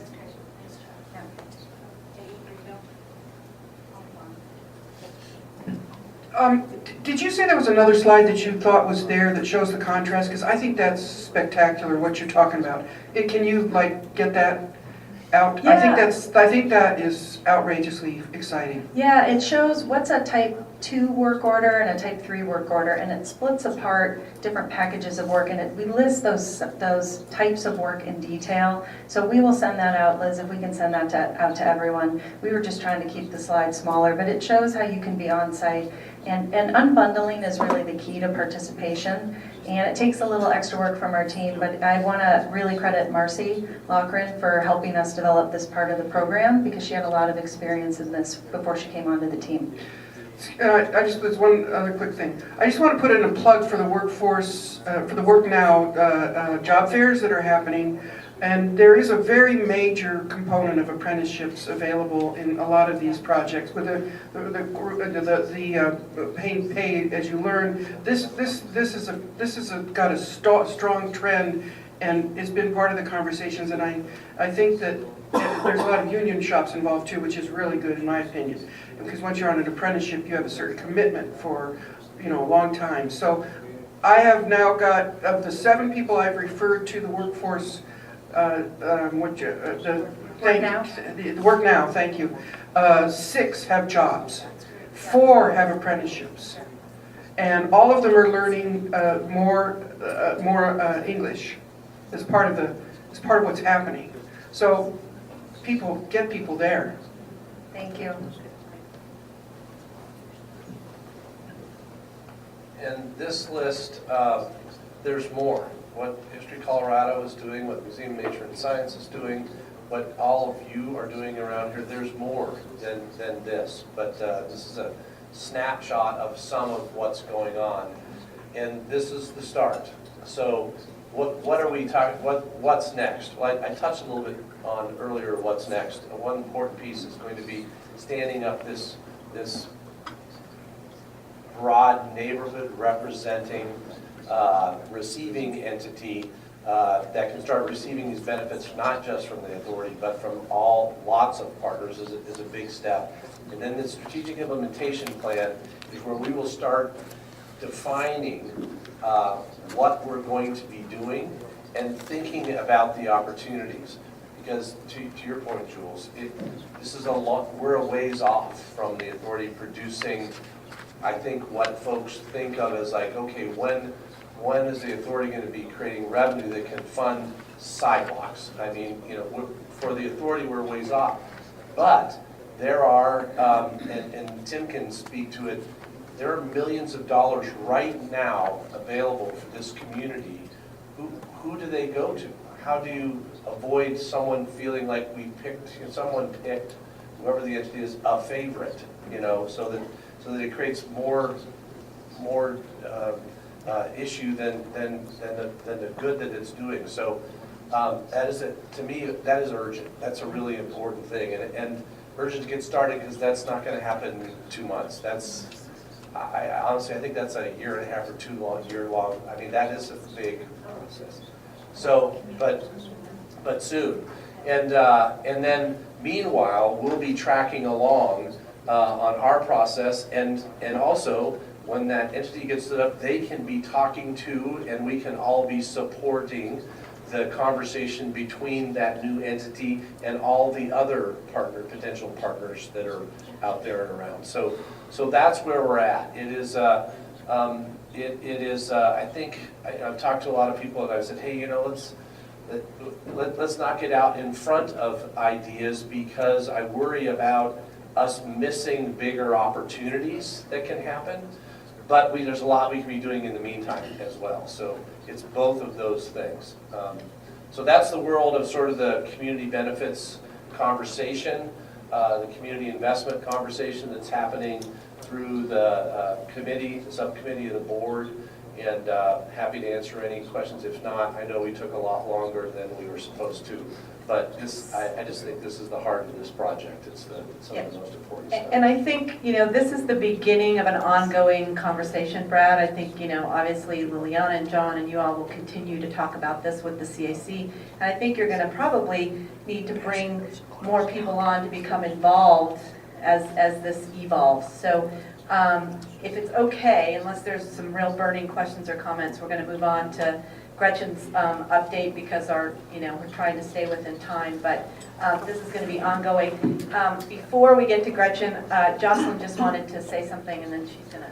Yeah, sorry, I just wanted to let you all know that Tiana and I, as an example of how how CSU is engaging with our partners, in addition to the community, we're engaged with the Young Guns event upstairs, which is the Coors Western Art effort to get younger people more interested in Western art. So we are scooting out to that, but it's in support of an awesome event that the Stock Show and the Coors Western Art Committee are putting on. So thanks, and we'll see you soon. I don't know the answer to that, but the art that is going to be up there during that event will be up during the Stock Show as well, so you can certainly see it then. Okay, thank you. And I think the rest of us aren't young enough to be there, but. So let me get your presentation up. Just start talking and I'll get your presentation. Say something really. Hello. Go. I think if we storm the event all at once, we can go in and have a glass of wine. I'm just going to do a really briefer than normal update given the time, and we try to bring you the same information over and over again so you can see the progress on the planning work we're doing. The first slide I'm going to show you, I think that's on here, is build it, fill it, show it, and know it. This is something we've been using a lot to make sure people know how Brad and I, for instance, have different roles. I'm build it and he's fill it. And show it and know it should be pretty obvious. Do we have this? That's okay.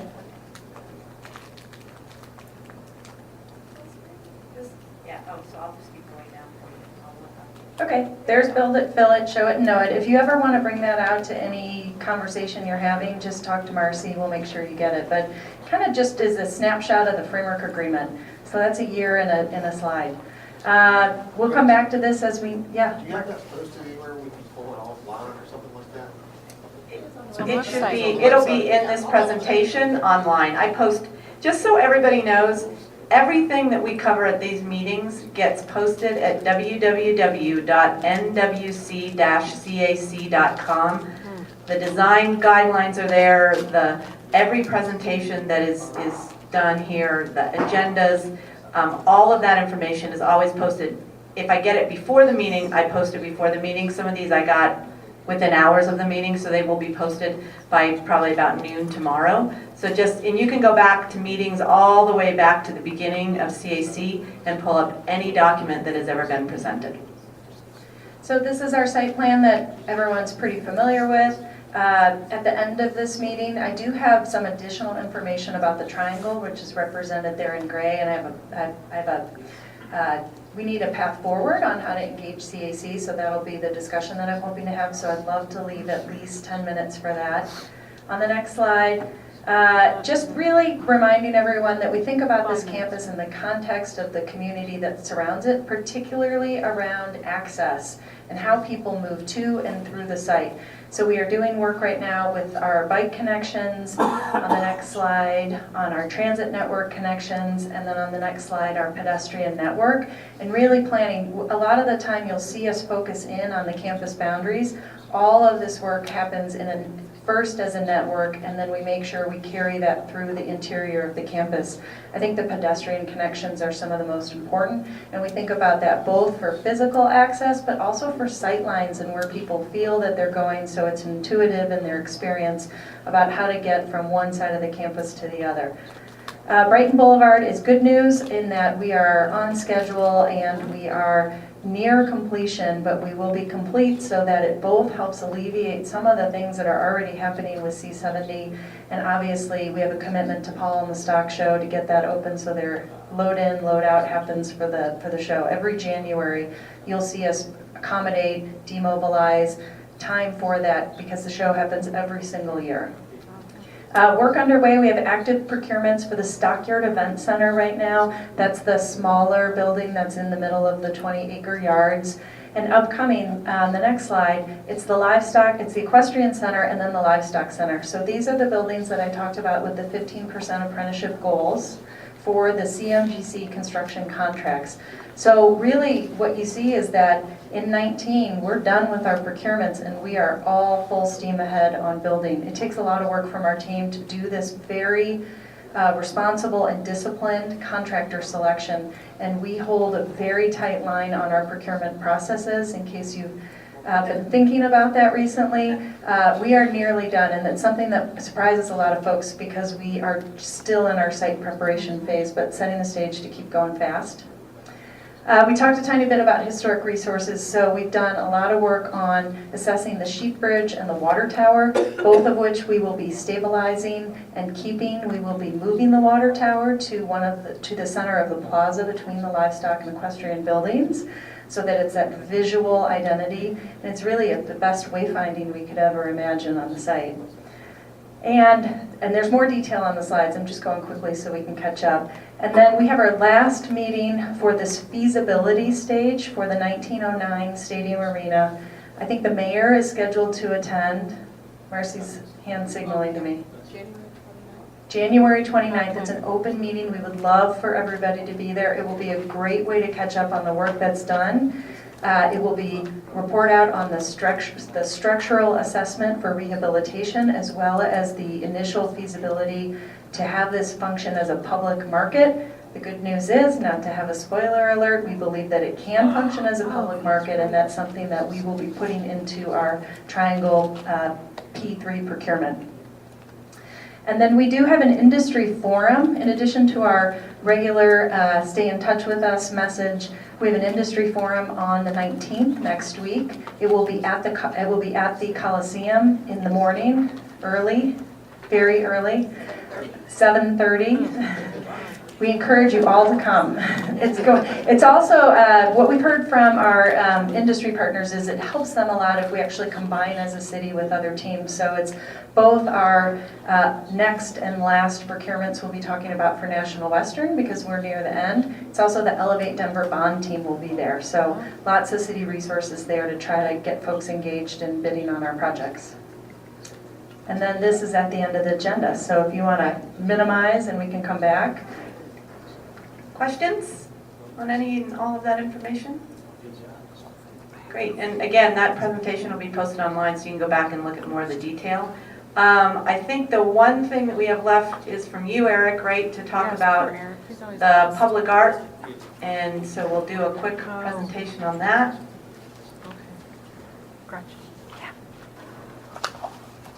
So this will be quick. So with me is John Grant. He's our public art advisor for the project. And we have been working closely for the last 6-7 months with Denver Arts and Venues, who will manage the public art program as part of the city of Denver. We have 1% of a portion of our budget that goes to public art, and it's around $4 million that we have to spend for public art as we do this. So I want to go through this. John is handing out the draft public art master plan. going to give you guys a month or so to look through this, and we'll be back again in January to get some comments back, kind of like we did with the design standards and guidelines. But I just want to run through this quick, and you don't want me to run through it? Yes, please do. Okay. Yes. Oh,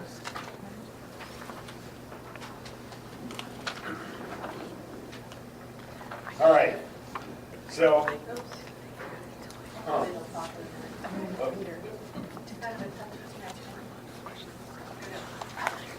So the public art master plan is being developed to serve three purposes. One is to direct, One is to direct and guarantee that the public art program for the NWC is nestled within the larger Denver public art program. And again, that's working closely with arts and venues to do that. To be a standalone public art master plan for artists and citizens oh, sure, I'm sorry. To be a standalone public art master plan for artists, citizens who are specifically interested in public art opportunities on the campus, and provide a framework to guide the NWC Authority Board in the future. So we have our projects now that all, what we're looking at is a campus-wide public art program. We're not doing it by project, we're doing it by campus. So we have all those pieces. So we have spent a lot of time trying to get all this stuff together, but our goal for the Public Art Master Plan is to function and reinforce Denver's commitment to public art. And I think everyone is interested in having a great public art program here on the campus, and we've got a good budget to do that. We want to highlight specific and unique art opportunities, and we're going to bring those opportunities to you in more detail next month. So you can see it. I've got a brief map, and there's a map in the back of the plan that kind of shows, in general, where we think some of these opportunities are, but we obviously want to get your input in that. We want to help tell the unique story. The history discussions that we had earlier relate directly to the public art program. So that biography of all these things that have happened, all the documents that are out there, the cultural plan that the campus placemaking team did starts to kind of scratch on that. But we want to have this whole reservoir of information that we give to an artist and say, this is what the campus is about, this is what the history is about. We want you to design a piece that fits within that, all right? So we have all this, it's based on all this older material that we've built up. So we want to, that's the research piece, and then lastly, create work that's specific to this location and helps tell the story for this campus. All right, so table of contents, and you've got it. So it's the purpose and audience, talk about Denver's public art program, how this fits within it, the funding component, history and early traditions, the vision for this campus and what we want for public art, and then the public art opportunities piece about site selections and the locations. So what we're doing right now, we have the draft of the plan out. This also went to the Denver Commission for Cultural Affairs, I think that's the group, last month. So they're also looking at it, and we'll get comments back from them, and we want comments from you also on this. We're looking at setting the priorities. Again, we have general locations, but now that we have more design on the campus, we want to get more specific about where those might be, but still be flexible, because there may be options that come up later that we say, oh, that's even a better opportunity. We want to set the budget for each of those locations, and that's also determining, are we doing a bunch of, a few big pieces or a bunch of smaller pieces? We kind of have to work through that to make sure the budget's set.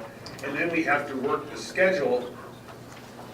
The design teams that are being hired right now are also being asked to help, once we select an artist, to integrate that art into their design, okay?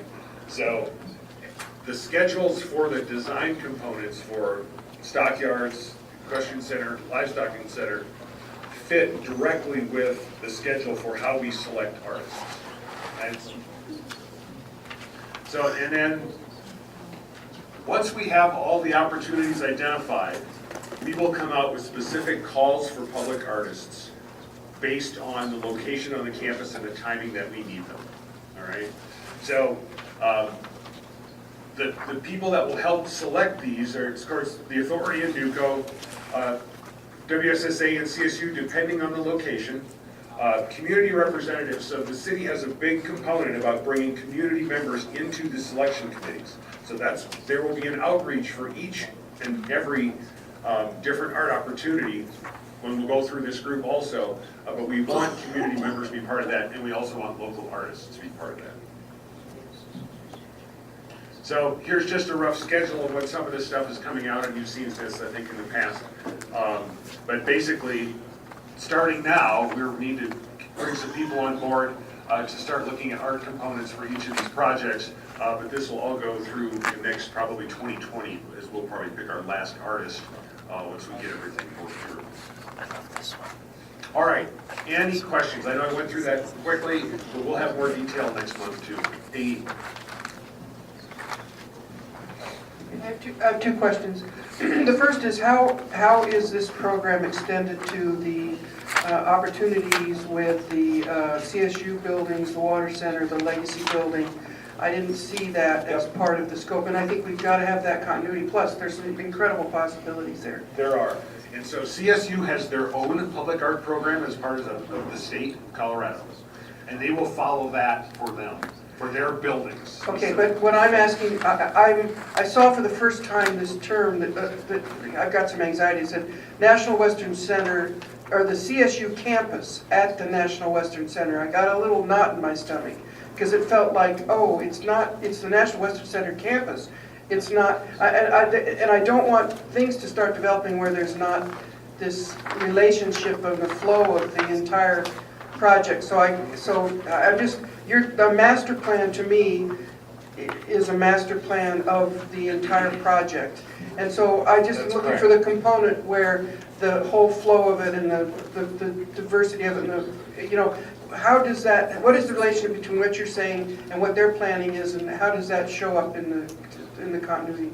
So they're just bringing on their designers now. So we are trying to work with them to figure out how all these opportunities tie together. Okay. We want them to follow this master plan also, as far and all the information that we've done for the last year and a half. Okay. To fit within that. So, but they also have to tell their own story through art. Okay, but you've given me what I'm hoping was true, the awareness and the commitment to that we're all in this together, and yes. I have a little bit of concern about. Then the question I had is regarding the funding. I appreciate what the 1% is, and that's the kind of default opportunity, and it's a great thing in Denver, or that's a particular budget, and that's great, and it can be generous. But why does it have to be limited to the, why do all of the places have to be limited? There's a particular set of constraints with the art in public places that I think may or may not allow for varieties of types of communication and installations. It's a discussion that could be had. So my question is do all of these opportunities have to be assigned to the art in public places, or if you have a particular, if you have other sources of funding that artists or collaborators can bring in, are there going to be any opportunities for that? There might be, and we have to think about that. So that's what I'm asking to think about. Yeah, and so, I mean, we want Denver Arts and Venues to run this process, all right? Because they're actually going to come and help maintain these pieces over time. Now, we can work with Brad also, might there be other opportunities for art, but again, we want to coordinate it through the Denver Arts and Venues process. That's fine, but I don't think they have to only deal in art. I don't think Denver Arts and Venues has to be limited to that 1% with what they can relate to. But we can talk about that more late. I just want it to be on the table. All right. Anybody else? Great. I'll just send you the question. It was more about how it connects the design, how the art connects to the design standards, and all of that stuff. So the question was, how does the art Design and the handbook, design standard. how does it all fit together? The standards, the handbook, and the art. That's a good question. So, again, we're all working off the same vision and mission for this. So, all the information that we talked about earlier about the history and all that kind of stuff that's going to be in the handbook, the artists get that too, all right? So it's all connected that way. And then as we look at different locations, we'll see how we can help tell the story also. Great. Any other questions about art? And if not, then we will move to Gretchen and talk about the triangle. One, just Yep. Hold Time on. frame. Oh, Rough time frame. the time frame again. So we will start picking artists probably in February or March. For the first calls will go out once we have the design teams on board. And the first piece will probably be the Stockyards and the Stockyards Event Center and what art might be in there, because they're starting their design piece. So that's probably February, March next year. We'll start working on that first opportunity. And then that'll go through probably the end of 2020. And then during construction, all these art pieces get installed. Okay, so that goes through June 2023. So like the riverfront's the last thing we build. We'll build, the art that will go in the riverfront will be in mid to late 2023. Thank you. We don't know. That's what we're gonna look at the opportunities, and we'll let the artists kind of decide. We may want a couple, that's exactly right, right. We may want some sculpture, but we may want other things. We may want light, we may want a great light art to light the water tower. I think you need to be on a committee. Yes. Fear in their eyes. Oh, go ahead. Do you know any of the parameters for the calls for artists? Just curious if you have any of those already. I don't have them here, but they are on the Arts and Venues website. Again, the process for that is well thought out, and they use it for every art installation in the city. Okay. Eric, if you send me that link, I'm happy to post that with meeting materials. Okay. Plus also this master plan that I need a copy. So I bet John knows it, and then you can grab him after the meeting. Did you? Okay, maybe I missed it. Yeah, so thank you, Eric, and thank you, John, for setting this up. This is one of the, This is all John's work. it is. Thank you. So it says 5 minutes for triangle. So let's see how that goes. Triangle's a big deal. So what I wanted, we've shown you this slide before, and for folks that want to hear about this, let's talk about it afterwards. If you haven't seen this presentation of what we've done so far on the triangle, how we've just even talked about it publicly, it's been a very public dialogue without a lot of detail yet, and it's time to start getting into the details as we get into 2019. The general premise is we have the remaining phases of construction 3 through 8 that completes the 250-acre campus. In that, we know we need 4 required assets, and they are all part of the master plan, and they're the big things. They're the new 10,000-seat arena, a new expo hall, structured supporting parking, particularly close to the arena to make it function and to make the site work. And then we, as a team, have added renovation and redevelopment of the 1909 historic building. So you'll see us in public not call it Stadium Arena, because we already have an arena we're asking for. So you'll hear me now move to 1909 historic building, so no one tries to build us another arena. We want a public market. So that's here. The way that we deliver this is the city has a performance-based infrastructure office, and that's another way that we commonly refer to P3 office, public-private partnership. NWC-CAC, the office that I lead, in this arrangement, we are a sponsoring agency at the city. So we generate content and what should these facilities look like, how do they function, what are the specifications, detail as much as how much throw should there be between the seats and how wide should the seats be, how many suites should there be. An enormous amount of detail is what our team does research on. The city, which is bigger than NWC-CAC, the city PBI office, leads the procurement, which means they are the ones that issue a request for qualifications, followed by a request for proposals, and lead selection and negotiation with a private partner. So we work underneath them as they lead that. Their partner in that is the authority. So the city and the authority, per the framework agreement, both have to sign off on any kind of deal structure, any kind of development proposal. And we are not anywhere close to that yet. So I just want to keep emphasizing no one's missed anything yet. What we think will be happening is that we want, and we are working hard to develop our research and due diligence on these items that we know we need. We want to get all that ready so that we can have a request for qualifications on March 1st. So what I want to talk about is how we get from now to March 1st So you can see the types of outreach we're going to do and ask how the CAC wants to be engaged. I'm not good at this. Liz has got me covered. Thank you. All right, this slide just shows some of the research. I just wanted you all to see. This is some of the due diligence feasibility work that our office is doing. I've got help from that from the Jacobs team because you have to put the two halves of the campus together. And it includes parking and transportation analysis, the 1909 study work where that last meeting will be January 29th that we mentioned. Brad Dodson, I know, was here last month while I was out of town. He's leading this campus-wide service investigation. We started with energy. We'll move on to concessions and telecommunications and signage and all the things that make the campus function. We need to know more about that so that we can build phases 1 and 2. And then that has to move across so the campus looks and acts as a whole for these future phases in the triangle. Placemaking demand analysis. That has been led by MIG, and his material we'll be bringing here. It's a really high-level market study that talks about office, commercial, retail. You know we want those 4 assets. There's still about 40 acres left for really good co-development that brings this campus forward and helps Brad and the authority accomplish their mission to activate it.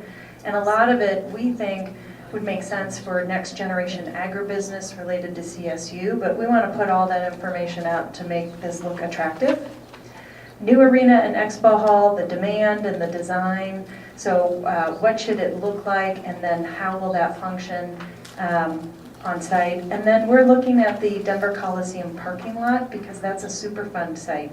So understanding what the environmental conditions are and anything we can do to help clean it up and delist it as a Superfund site as soon as possible. Not sure what that will yield yet, but we do that with our city environmental team. I think that's my last slide. So the question, because we are starting, and Marcy is helping me with this, to develop how we go out and talk about this. The first way we talk about it is with the PBI office. They have a whole lot of, they have put rules on themselves about outreach. They will have 3 public meetings. They have required outreach to city council offices, to registered neighborhood organizations. There's nothing that would happen through a city procurement where Denver won't hear about it. So that's a general thing that everyone here could participate in, but it is meant to be for all of Denver. We will be looking to host at least one of those public meetings for the broad public in somewhere in Global area or Swansea. The second thing you'll see us do with outreach is we are looking for the opportunity after the stock show to host meetings and a site tour with industry partners that might want to propose on this. So that would be right after the stock show. We would have some meetings set up, tours set up, and try to get people to understand what we want to accomplish, and that would be something that we would want to have you potentially present at, make sure that we're carrying the thread through of how we got to this point from master plan to phases 1 and 2 to the triangle. So that's the second thing you'll see us do with industry. What we have talked about as a team is we also want to do these one-on-ones or small groups with the CAC, because you have been our partners in this. Even what we were talking about tonight with design standards and guidelines, a lot of your fingerprints are on the framework agreement and carrying that through so that as we are developing requests for qualification language, we've got not just industry input, but we've got community input that actually is detailed. One of the problems we have is that we can't do that in a public format. So this meeting is a public format and it's recorded.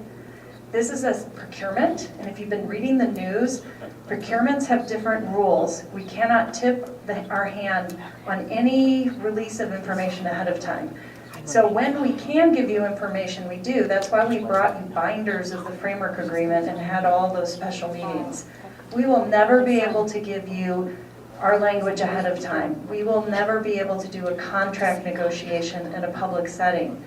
What we need to do, though, is understand exactly, and we can do it as a dialogue, exactly what you are thinking about when you think about the triangle and the things you want to see accomplished as the city goes out and looks for a private partner.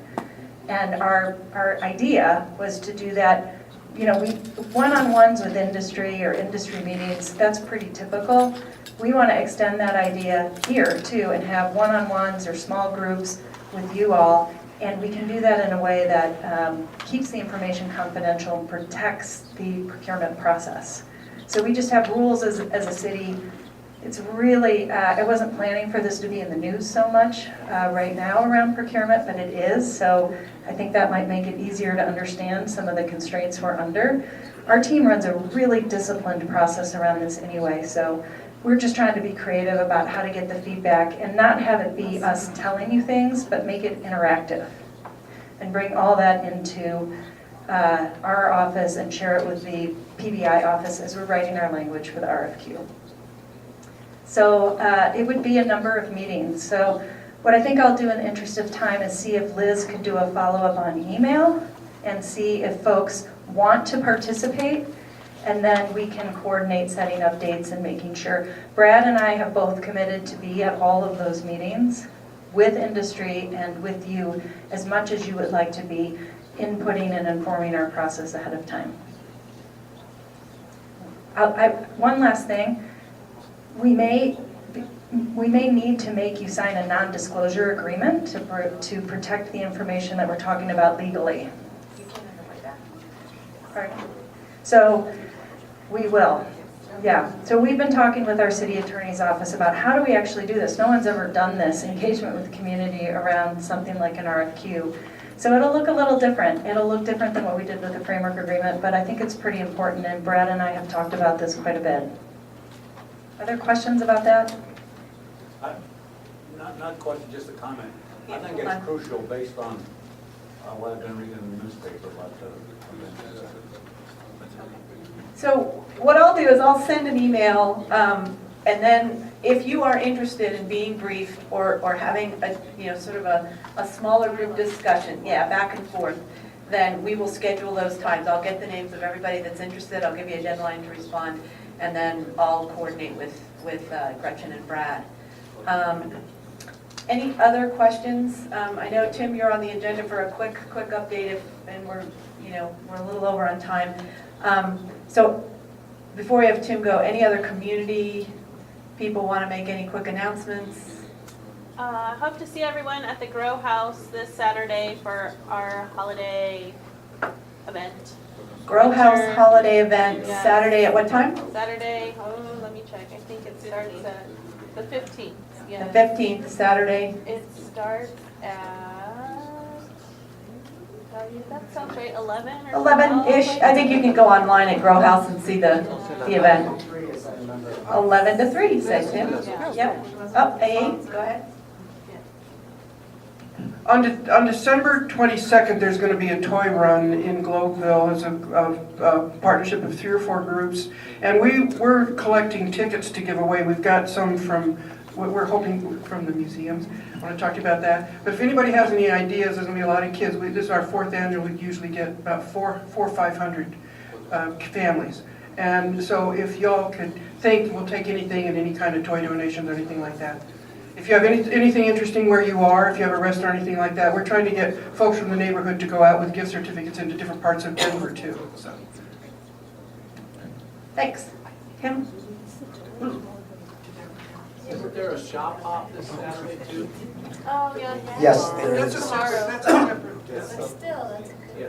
Somebody want to talk about the shop off real quick? Yeah, I don't know the details, but I heard about it. I think it's this Saturday. tomorrow. Tomorrow. Tomorrow?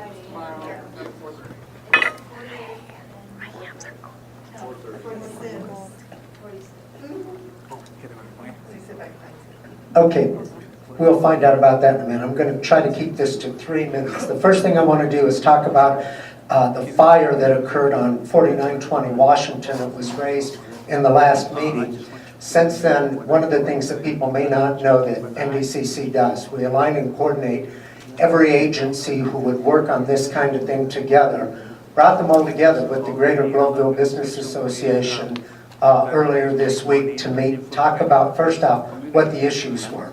Then second, we start to formulate a plan about what we can do to resolve this for the future. And I want to thank Dave and Vern, Nancy, Mr. Zeppelin, I don't know why I'm forgetting Mickey, but I'm just, so, who came and worked through that with us. We had, at that meeting, Denver Fire, Community Partnerships, Denver Department of Public Health and Environment, Colorado Department of Health and Environment, Public Works, Zoning, of course, the Fire Department. Those are the agencies that are all working together on these kinds of enforcement issues and to protect against fire.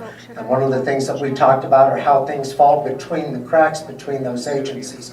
You have drainage of oil, gas, other things from a property onto another property. That's Denver Department of Public Health and Environment. If it seeps into the groundwater, it goes into the river, that becomes a Colorado Department of Public Health issue. And so what happens is we identified where those issues were that were falling between the cracks. Denver Fire is going to pull together all of the agencies to come up with new regulatory structures and enforcement structures. How we're going to do that, then we're also going to be looking at zoning issues, how we'll rezone the area to make sure that we can protect against these types of things. So that, I know was raised as an issue in the last meeting. I wasn't able to be here, but that's the follow-up, and we should have a pretty good idea where we're going to go early in January. For 2019, we've got a number of projects that are going to begin into construction. First is 47th and York Street pedestrian bridge. We've got 100% design on that. We're going to start the construction on that. That will get PUC approval, Public Utilities Commission, because it is over federal highway, so it is a federal contract that we've got to tie into. That PUC approval will happen first quarter. Second quarter, we'll start the construction. We anticipate substantial completion by the first quarter of 2020. That project originally was supposed to take 16 months to complete. We're going to have it done in something less than 9 months. So that will move very, very quickly. It is also one of the first Denver Elevate bond projects that's coming out. Another one that's coming out very quickly is the River North Parks project. We're 100% completion on that design. We'll start advertising for construction first quarter, second quarter.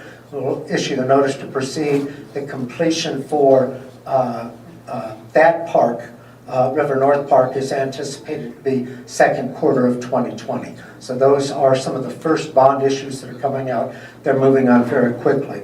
Part of what I want to just add to everything that Gretchen talked about and what her team manages for the National Western, just consider that we at NDCC have oversight and align and coordinate all the projects outside the campus.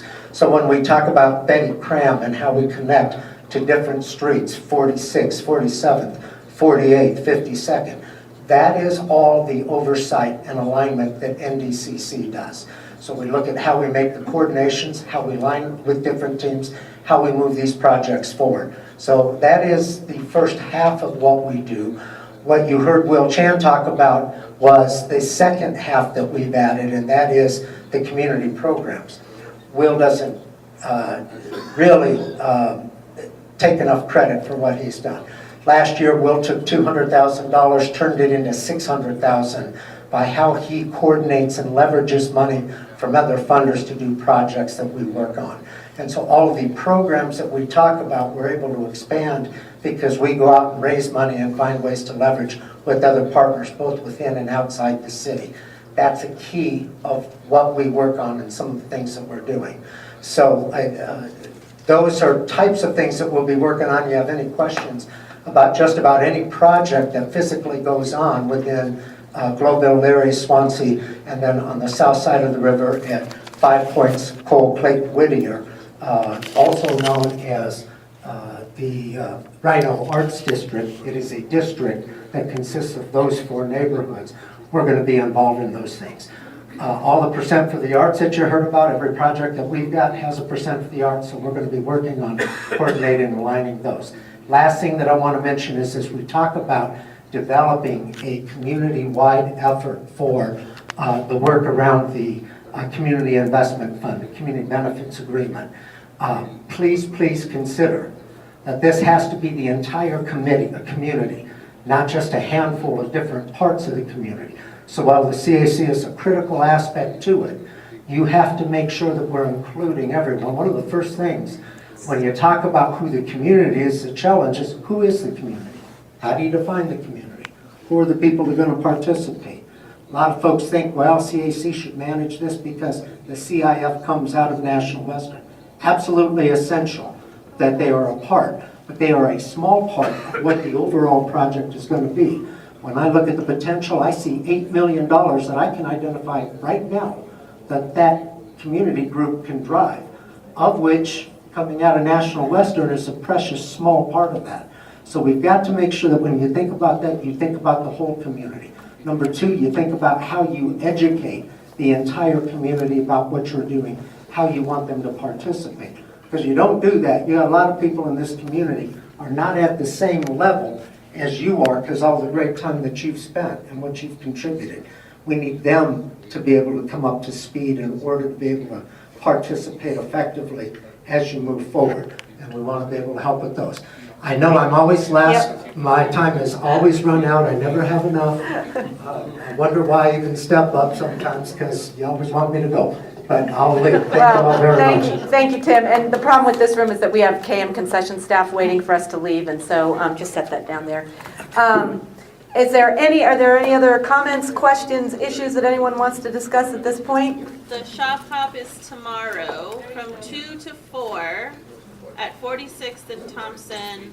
Support any of the businesses that are along 46th. Perfect. Did everybody get that? So I hope everybody has a great holiday season, and we will come back in 2019, the last Thursday in January. Thanks.